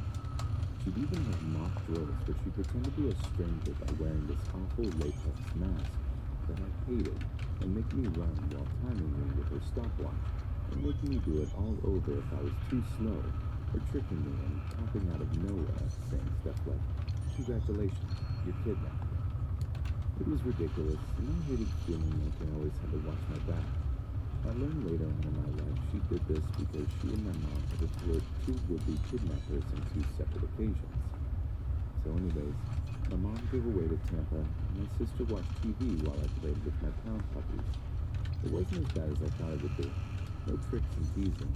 I didn't even give her any tube when she told me to go to bed. I always slept with my closet light on and my pound puppies. After positioning them all around my pillow, I settled into bed and fell asleep. I awoke suddenly because I was being shaken roughly awake by my sister, who was hissing my name through gritted teeth. I was so confused. What time was it? Had it only been a few minutes or hours since I'd come to bed? My mom always woke me up for school, but I had a clock radio by my bed that read 6-something, and although my window shades were down, I could see traces of soft blue pre-dawn. My sister pulled me out of bed and whispered furiously for me to get dressed. I was completely dismayed. Where was Mom? Why was my sister whispering? Why was she so mad? I would soon learn later she wasn't mad. She was terrified. She got down on her knees so that her face was about an inch away from mine and looked right into my eyes and whispered as calmly as she could, "There's a man sleeping on the couch. I'm going to take you downstairs. I want you to run to the backyard and go to Kathy's, a neighbor. I can take you to school." Great. After a whole night of not being timed or having to run and hide in less than 15 seconds, she was at it again. I was a big fan of rolling my eyes at this age, so that's what I did. My sister gaped at me. I informed her loudly that I didn't believe her and asked her where Mom was. She covered my mouth and whispered that Mom wasn't home. Then she walked me over to the staircase, picked me up, and we slowly descended the stairs. I realized she was trying not to make the stairs creak, and I craned my neck around to see in the living room. And to my satisfaction, there wasn't anyone on the couch. I looked at her triumphantly like, "Yeah, right. Who's on the couch?" But she shook her head and pointed down, where the family room was by the garage, and half bath, which was on the lower level of the first story, and a basement, just like it down a hallway of 4 steps. After opening the door to this hallway, she put me down at the foot of these steps and motioned for me to go forward. We had thick curtains drawn in this room, and they were in orange and white and brown floral prints, so their outlines practically glowed as the sun came up behind them, and as my eyes adjusted, I made out a figure on our smaller couch who was turned away from us, facing the couch back.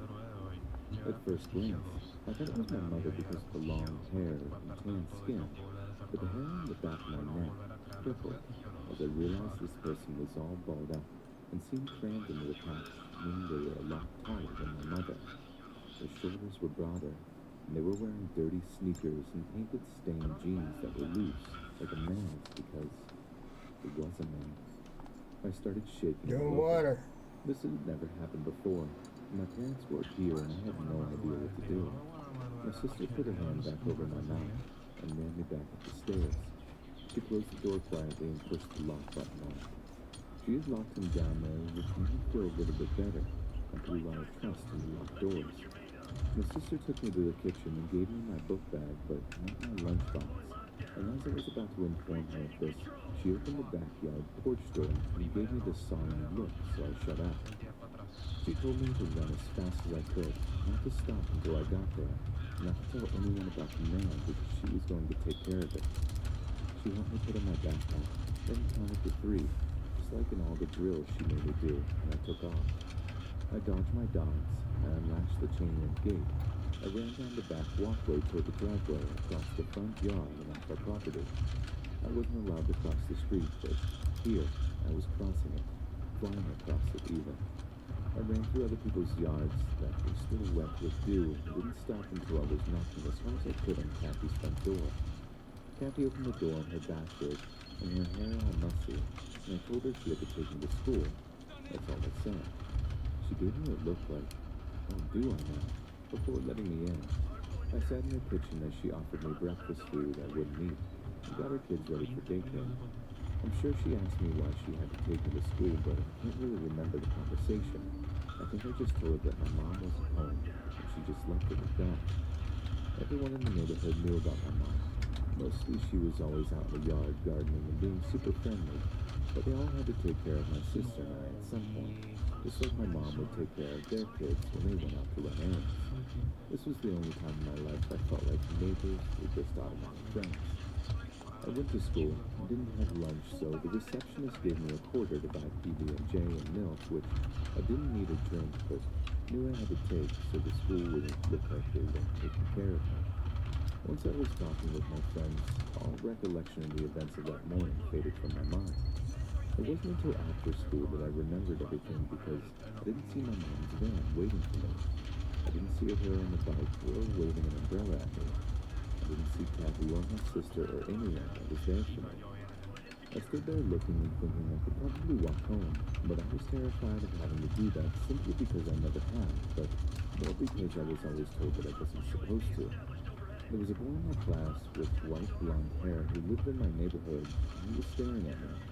I felt uncomfortable and turned away, trying to look like I belonged there, and that everything was okay, but I caught the attention of his father, who had been helping his younger kids onto the bicycles. "Honey, where's your mommy?" he asked me. I didn't want to lie, but I also didn't want to confess that I didn't know. I didn't want them to know about all the weird stuff that was happening because if they told other people or my teacher or the police, I didn't want my mom to get in trouble. I didn't want to get in trouble either. "Do you want to walk with us? She lives close, right?" He asked his son, who nodded. He made his son walk his bike and keep pace with me while we watched his younger kids. I think this kid asked me who my mom was, but I don't know what I told him, or if I told him anything because I knew his dad was listening. I think I said that my sister was supposed to come get me, so the issue would be minimized to an irresponsible older sibling, and not all-out parental abandonment. I think children that are raised around the dread of impending instability are quick on their feet with responses like that, or they just play dumb. Once we got to my house, I ran up the driveway as the father watched, waiting to have responsibility relinquished, but I noticed with sinking stomach that the garage was down, which meant my mom's van was not in it, which meant my mom was not there. I froze, fearing discovery, wondering if I could just wave goodbye and go to the backyard and sit in my playhouse, but almost as if by magic, I saw my sister turning the driveway on the bicycle. The dad gave her major disapproving side-eye, and they talked a bit, and then he smiled at me and they all waved goodbye.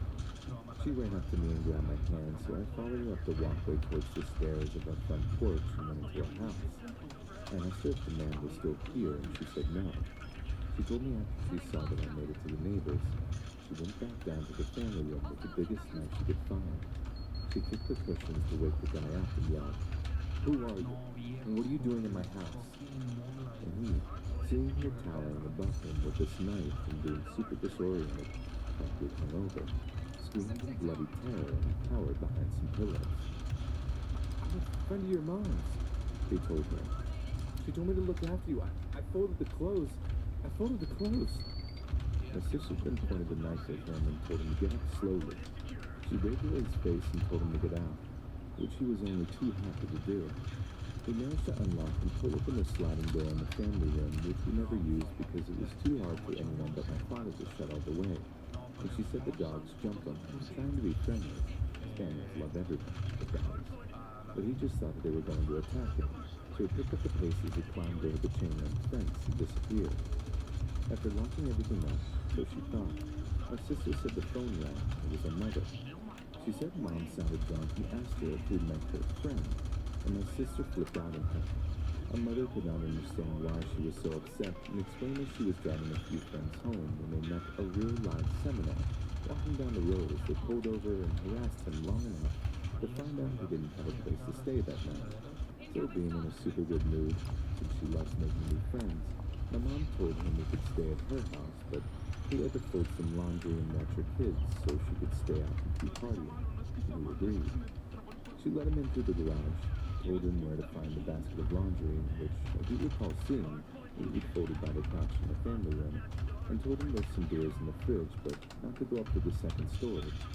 My sister said it like she said, so I told him not to go upstairs, like that ensured our safety or something.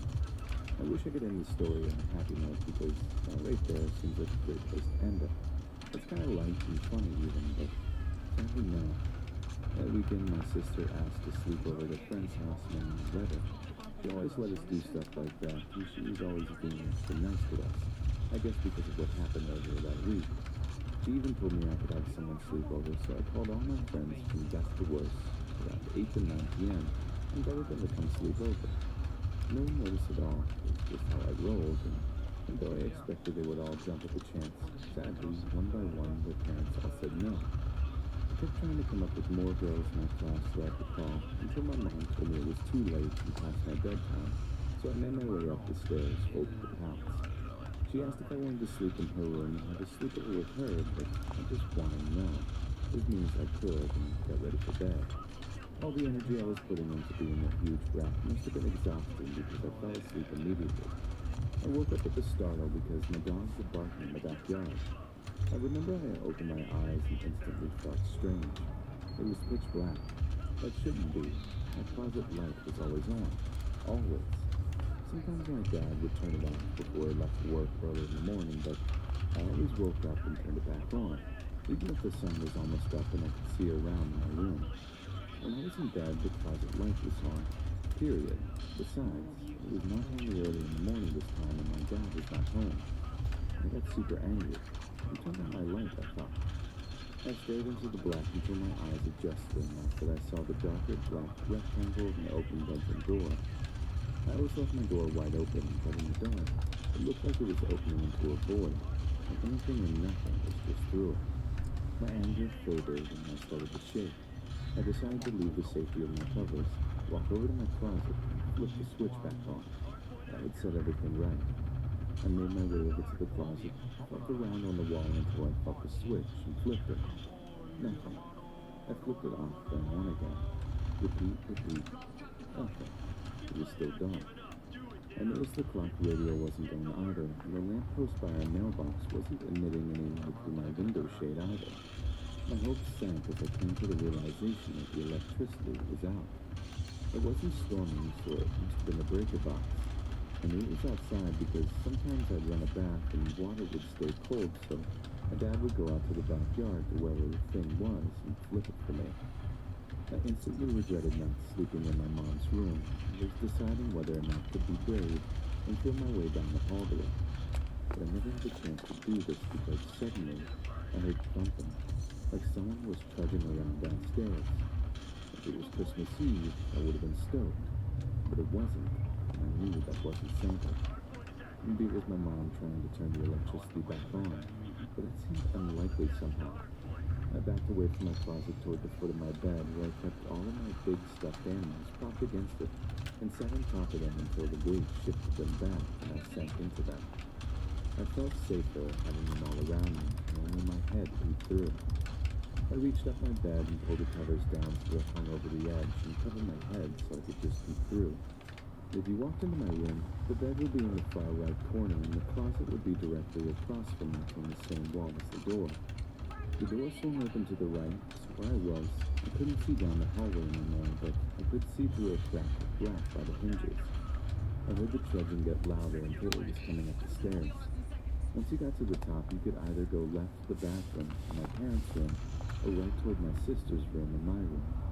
I wondered where this person would go, and I noticed there was a movement through the hinge crack coming toward my door, so I held my breath and closed my eyes tight. Whoever it was came in slowly, as if they weren't sure about their surroundings. I heard them stop, then move over to my bed. Smelled something like Mama's Kool-Aid, and heard them grab my pillow and toss it toward the closet. I know because it hit me in the head and then tumbled to the floor. The pound puppies must have gone flying because I heard the soft pit-pat of them landing around me. After a pause that seemed to last forever, it was probably more like 15 seconds. Whoever walked out and went into my sister's room, shutting her door behind them. My first reaction was to run to my mom's room because I was scared this person would soon discover the room was empty and come out quickly, so I got up and looked down the hallway. I heard something faintly down at the end, so I ducked down by my rocking chair. From this vantage point, I was able to see directly down the hallway, but I couldn't really see anything down it at all. It was just a big black space. I always threw all my clothes in this rocking chair, so I got down low under where they were draped and stared in front of me. I remember feeling the strain of my eyes dilating, not knowing that's what they were doing, as I watched the black rectangle of my doorway change ever so slightly. There was something darker, something moving towards me. It was close to the ground and sounded like a scurrying animal crawling on all fours, but I knew it was deceptively small in its posture, and all I could do was stare in horror as it came closer and closer, this thing that was darker than the dark. I watched it as it crawled over to my bed and heard it as it felt all over the sheets and covers. My teeth started chattering as I realized it was searching for me. It started feeling around the floor, under the bed, touching my stuffed animals. As it got closer to me, I let out a small gasp. It stopped and turned toward me. Suddenly I felt a hand on my face, another on my shoulder, and someone was pulling me out from under the drapes of my clothing and pulling me against them, holding me. They were shaking too. I realized it was my mother. She knew her way around our house in the dark, and suddenly we were gliding down the stairs and out the front door into the cool night air, running across the yard in our PJs to our next-door neighbors, who let us in and called the cops. My mom wouldn't let me go outside with her while she talked to the police, but told me later the guy, her friend who my sister had kicked out, had returned because he was furious at her for being unforgivably rude, and my mom, who had felt had cheated him out of their deal. He knew our dad wasn't home, and since our breaker box was located outside, he managed to turn off our power, come back in through the sliding door my sister hadn't managed to lock, thinking he'd scare us and make my mom apologize or something. That's what my mom told us that the police had told her. She said that when they pulled him in and handcuffed him, he kept repeating, "But I folded the clothes." She still to this day tries to make it into a joke by imitating him when my sis and I cringe. Although lately, I find myself wanting to laugh with her. Maybe someday I will. I'm thankful that no one was hurt and that my dad installed a security system and got a breaker box lock, but unfortunately afterwards, he hospitalized my mom and told her she had to take her medication every day or he'd leave her in there. She agreed, but they ended up divorced 5 years later, and it took my entire childhood before I could understand and forgive them. I'm still working on learning how to forgive myself, but I imagine a lot of people are in the same boat as me. Looking back on that time now, I'm just so relieved my sister wasn't home because who knows what that guy had planned.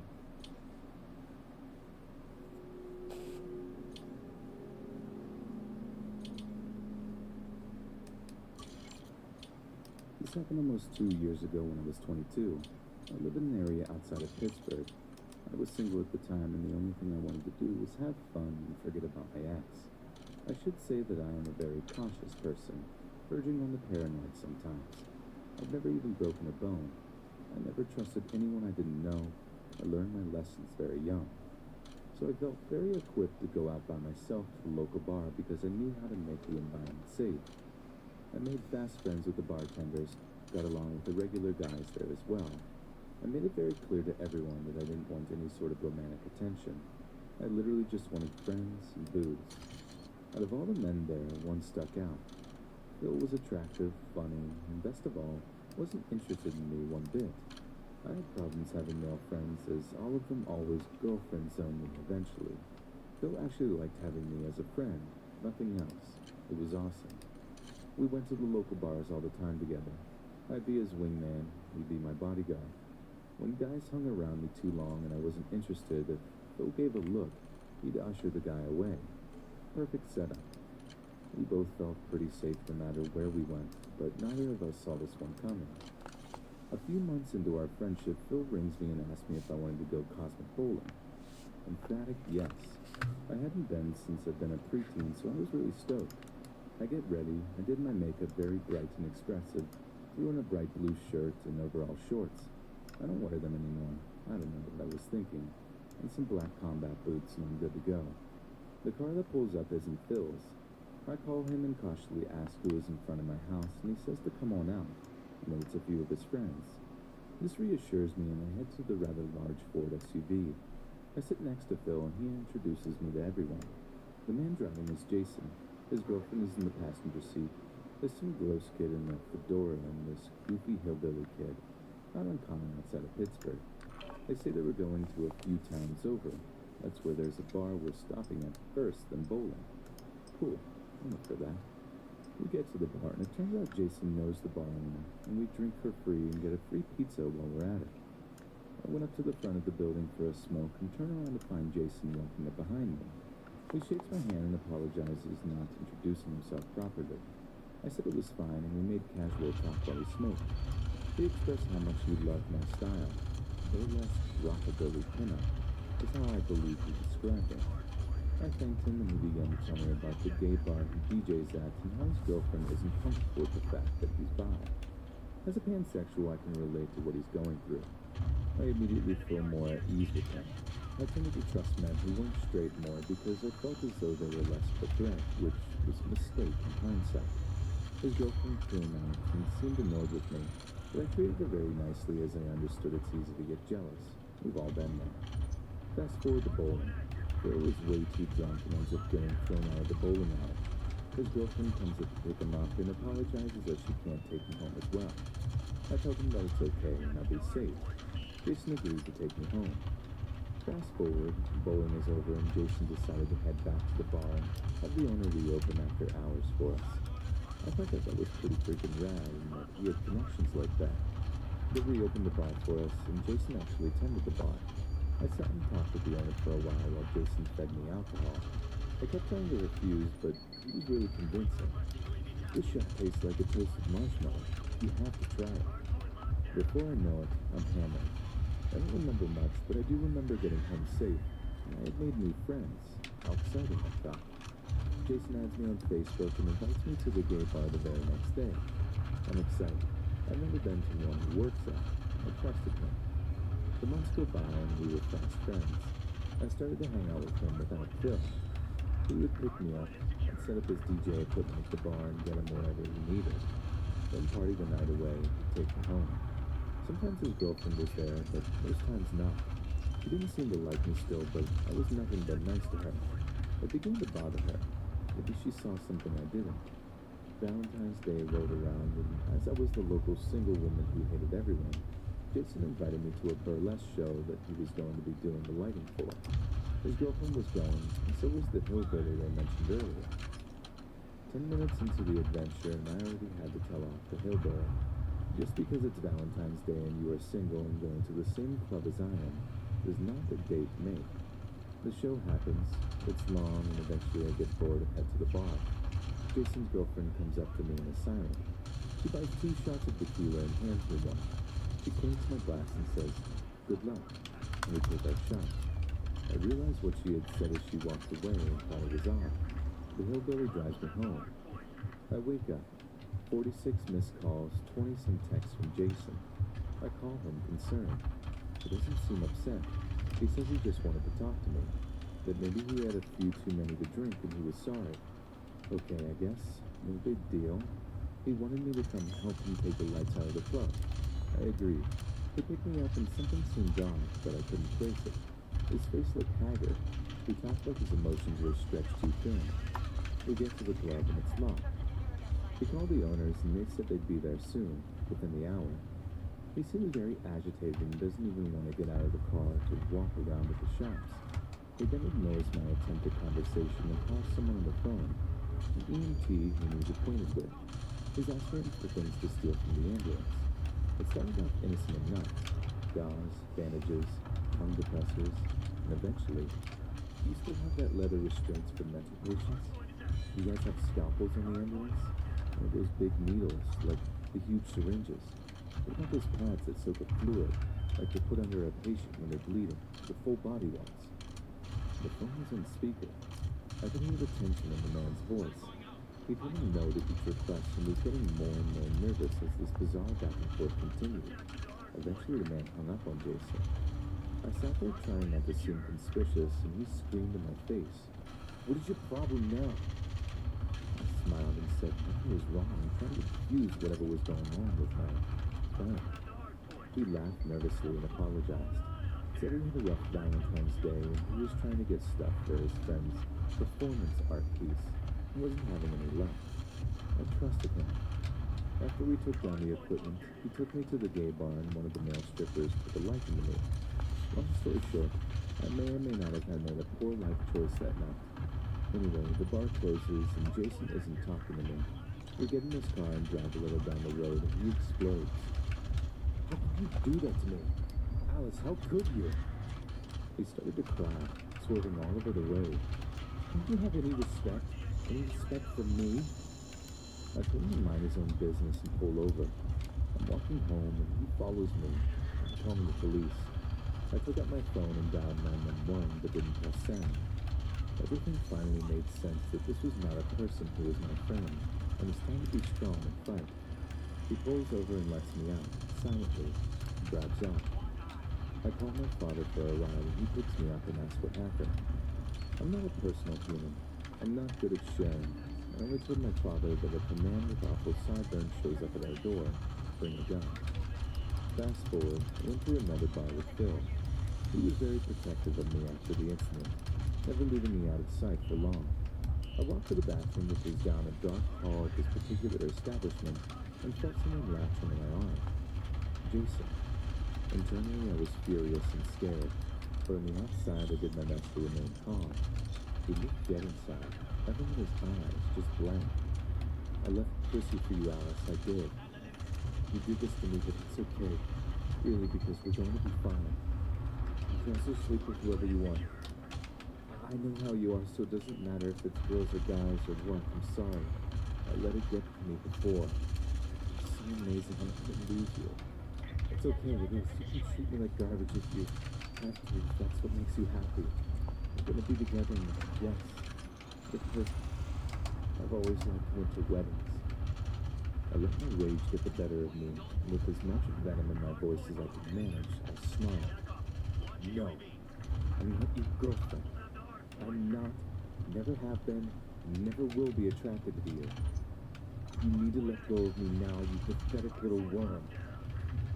He blinked and squeezed tighter and began to drag me towards the car. "I'm going to Florida now, and there's nothing you're going to be able to do about it."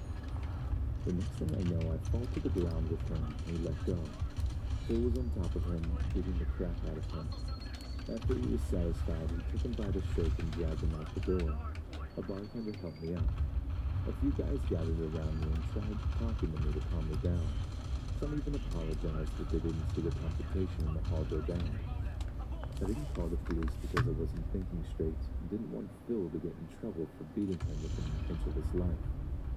I don't know what his plans were with me down in Florida, but needless to say, I don't go out much anymore.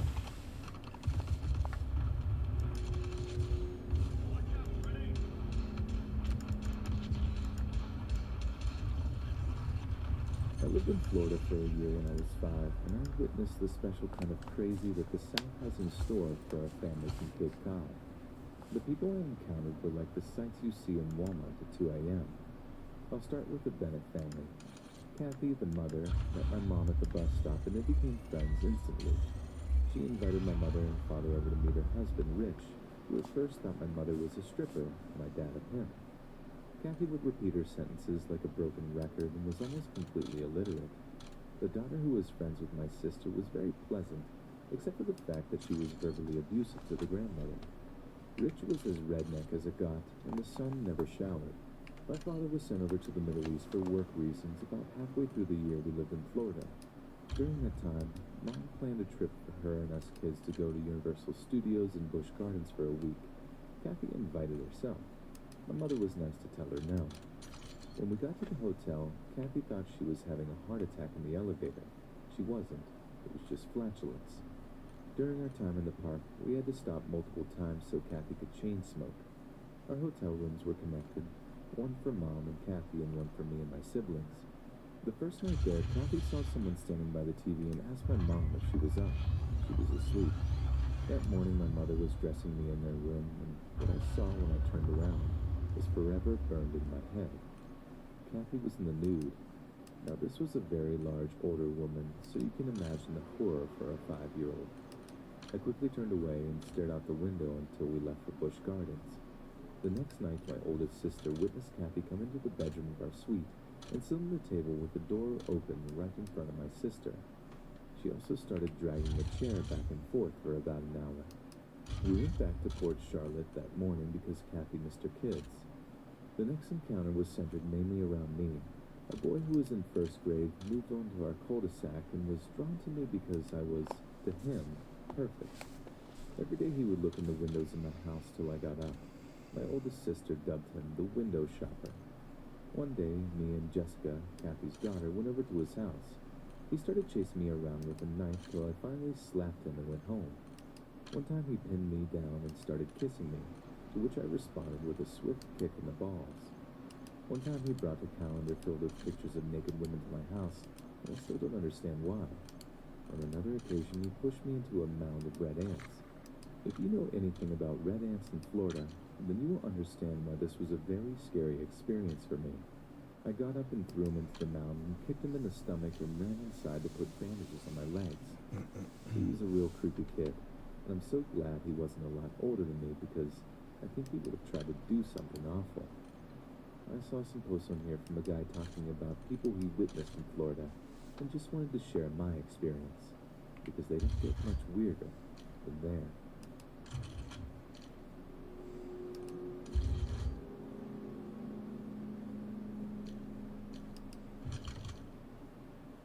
I was walking down the main street through Destin, Florida. Bright sunny day, me in a mini dress and flats and a jacket. Hey, this is Florida. This shouldn't be this big of a deal, right? So I'm walking along, and some guy in a white sedan pulls up next to me. Asks me if I want to ride. I say no, keep walking. Next crosswalk, I cross the street because I can see that he has pulled in a few blocks down. I keep walking. I can see the guy notice me, pulls out, drives down a ways, then turns around. He drives back toward me, slowing as he gets close. I ignore him and keep walking. He takes a right, turns around, and pulls out the next block down, right in front of me. As I walk in front of his car, he asks if I want to ride. I ignore him. He makes the same maneuver again, pulling in front of me 2 blocks down.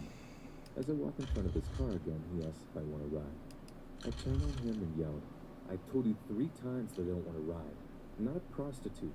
If you bother me again, I will call the police. I'll get lost." He drove by a couple of more times, but he didn't accost me again.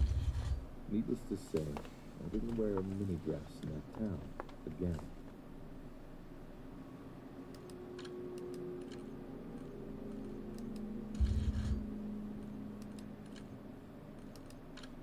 A couple of years ago, I was in our neighboring town. Our town is small, so if you need anything, you have to drive 30 miles to the city to get it there. Interstate 75 runs through the center of this town. While I was there, I stopped at a local sub shop to pick up lunch. As I was heading my truck, I saw an older Lexus drive past, and the man put his seat down all the way. I didn't see his face much, but I saw his sleeve tattooed arm in the window. I got to my truck, hopped inside when the Lexus pulled up a few spots away.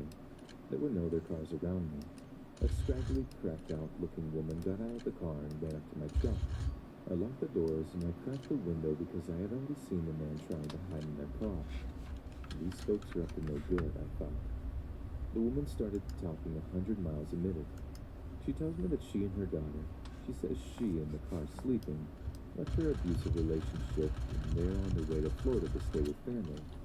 She asked if I had any money to help them out. I told her, sorry, I don't have any cash. She kept on talking, and I just kept on listening instead of driving away like I should have. She's in tears now and really putting on a show. In the back of my mind, I kept thinking, there's a man in your car. I saw him, but I didn't mention it.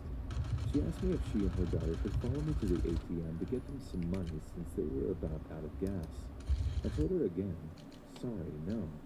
I put my truck into drive and started to pull away. Her tears stopped, and she stormed off to her car. I don't remember exactly all of what she said. It was a long, fast-paced story, but looking back, her story made no sense. She said they were from a town that was south of where we were. If she was truly heading to Florida, she wouldn't be north of her destination.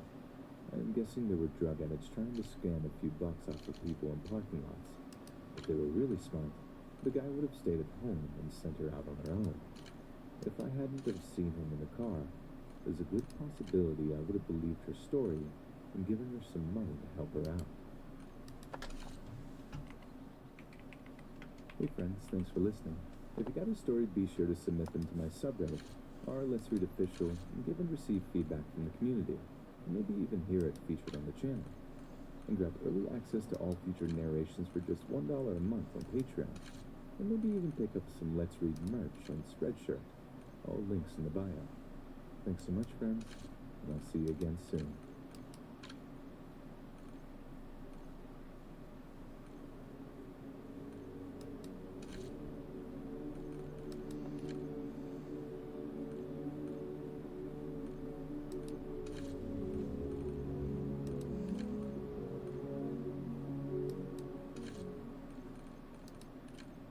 Just out of college, and despite having a degree, it was almost impossible for me to get a job. Day after day, week after week, I sent out my resume to every game developer and computer company in the country, and a few in Europe and Asia. 6 months into this, my money was running very low. This was when I was forced to face the facts. I needed a job immediately, and it didn't matter where and for how much. Just in time, I found a job listing for a video game store at the mall. You know the one I mean. And the terrible stories you hear about them are almost always true. Because of my background in games, I was given an interview immediately and hired soon after. My first shift was the following morning. Other than a few hiccups along the way, it kept my head above water until I got on with Dell 2 years later. The meat of the facts began just before my second year was about to start. Because of the high turnover, I was made an assistant manager by month 9. None of my shifts were evenings, so I was tasked with keeping the younger employees in line. A job I never really took seriously since I was only a few years older than they were. I didn't care how they acted as long as they did their job. Around this time, a girl was hired that could have been my undoing. The second I saw her, I knew she would be a problem. However, it wasn't just her that was the source of trouble. Her super jealous boyfriend became a thorn in the side of every guy that worked with her, and sometimes just spoke to her. A shift of hers didn't go by without them showing up to check on her. Some nights, you would do no more than sit on the bench outside the store and watch her work. But anytime she would get too close to a guy of his liking, he'd approach them and physically intimidate the guy she was talking to. She never said a thing when this happened. I actually think she kind of liked it, but it would be what would push her away from him in the end. She'd worked at the store for a couple of weeks before someone showed her the hallways that ran along the back of every place. She took advantage of the fact she wasn't aware of them, and this turned out to be a big mistake. If any person reading this doesn't know what I'm talking about, pay attention. You're about to learn something. I'm not sure how common this is, but some indoor malls, those built in the old way where each store inhabited an area that leased from the mall owner, there are a network of paths or halls that run behind each business. They're used mainly by the employees. The system allows them to enter and leave their jobs without being seen by the customers. Although I'm pretty sure their intended purpose was to give janitorial staff an uncluttered pathway to maintain the spaces. That being said, in all my time at that job, I only saw a member of the cleaning staff a handful of times. Most of those times, they were sneaking a cigarette rather than working. Luckily, we could still smoke inside the building back then. No one said anything to the office, but caught you. probably because they were doing the same thing on their breaks. If we were all on the same page now, I'll get to the real story. Like I said, it was jealousy. No matter how it turned her on, was at the same time pushing her away. On her breaks, she'd often sneak out the back and disappear for a while. Where she went, I had no idea or really cared. The boyfriend took forever to catch on, but when it did, he was super angry. She continued this routine for a few months, and just one day, she never came back to the store. I didn't attach any importance to this. It was during the holidays and work was a nightmare. It wasn't uncommon for employees to go on break after an especially hectic rush and not return. The turnover was simply that bad. Things got a bit more interesting about 4 or 5 days later. The police showed up and had some questions about her disappearance. I was like, disappearance? What's going on here? They then informed me that she had been reported missing the day after she bailed on work by her parents. She had never made it home, and they thought we may know something. The crazy thing was that when they visited her boyfriend's place to see if she was there, in addition to him not being there, after some digging, they learned that nobody had seen either of them for about a week. I was quick to make it clear that I didn't know anything. I had just assumed she got sick of the place and bailed. I guess they were happy with that. I heard from them again. Time passed, and the situation around her almost faded completely from my mind, until something really big in February happened and brought it back into crystal clarity. Some workmen were renovating one of the store's spaces for an incoming client, and once they had completed emptying the space of what the previous renters had left behind, they began the undertaking of finding the source of a terrible smell. Initially, it was inferred that the smell was emanating from some old food products left behind in the space. But even after the clearing, it stank remained. The next theory was that an animal like a rat had died in the wall. It had happened before. So, before they went to the extreme of busting holes in the walls to find the source of the smell, they went next door to the adjoining space that was also empty and had been for some time. They spent close to an hour sifting through tons of old displays and leftover building materials. It turned out that the mall had been using this space for years as storage and the place was a mess. The 2 guys tasked with doing this were about to say forget it, when one of them stumbled upon the source of the stink, and it definitely wasn't a rat. Someone had taken a large piece of plywood and put it over a tiny little closet, thus making it invisible. The guy had caught on that the smell grew worse as he got closer to his board, so he pushed aside the heavy display rack holding the board against the wall, and as soon as he pulled back the board, he found what was causing it. The semi-mummified body of what looked like a female was lying on the floor facing the wall. It appeared that arid and dry Arizona heat had preserved the corpse and suppressed decomposition. This had to have been why residents thinking of the entire mall and managed to remain hidden for so long. Naturally, the mall was alive with talk of who the body could possibly belong to. Numbers of people had just stopped coming to work one day or skipped out during their lunch. We've gone through at least 15 people in the last year ourselves. When the answer came, no one could have guessed who it was. Early one morning, I was awakened by my manager with the news that Becky Morrison was the person we found in the empty store. And the answer was, who? He reminded me that she was the girl with the crazy, jealous boyfriend that had disappeared just before Christmas. I hung up and went back to sleep. When I returned from my shift that night, it was the only thing anyone could talk about. The next question asked is, who did it?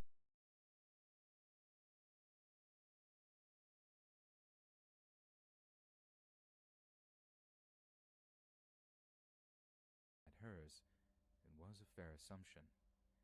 He was most definitely nuts. It made sense.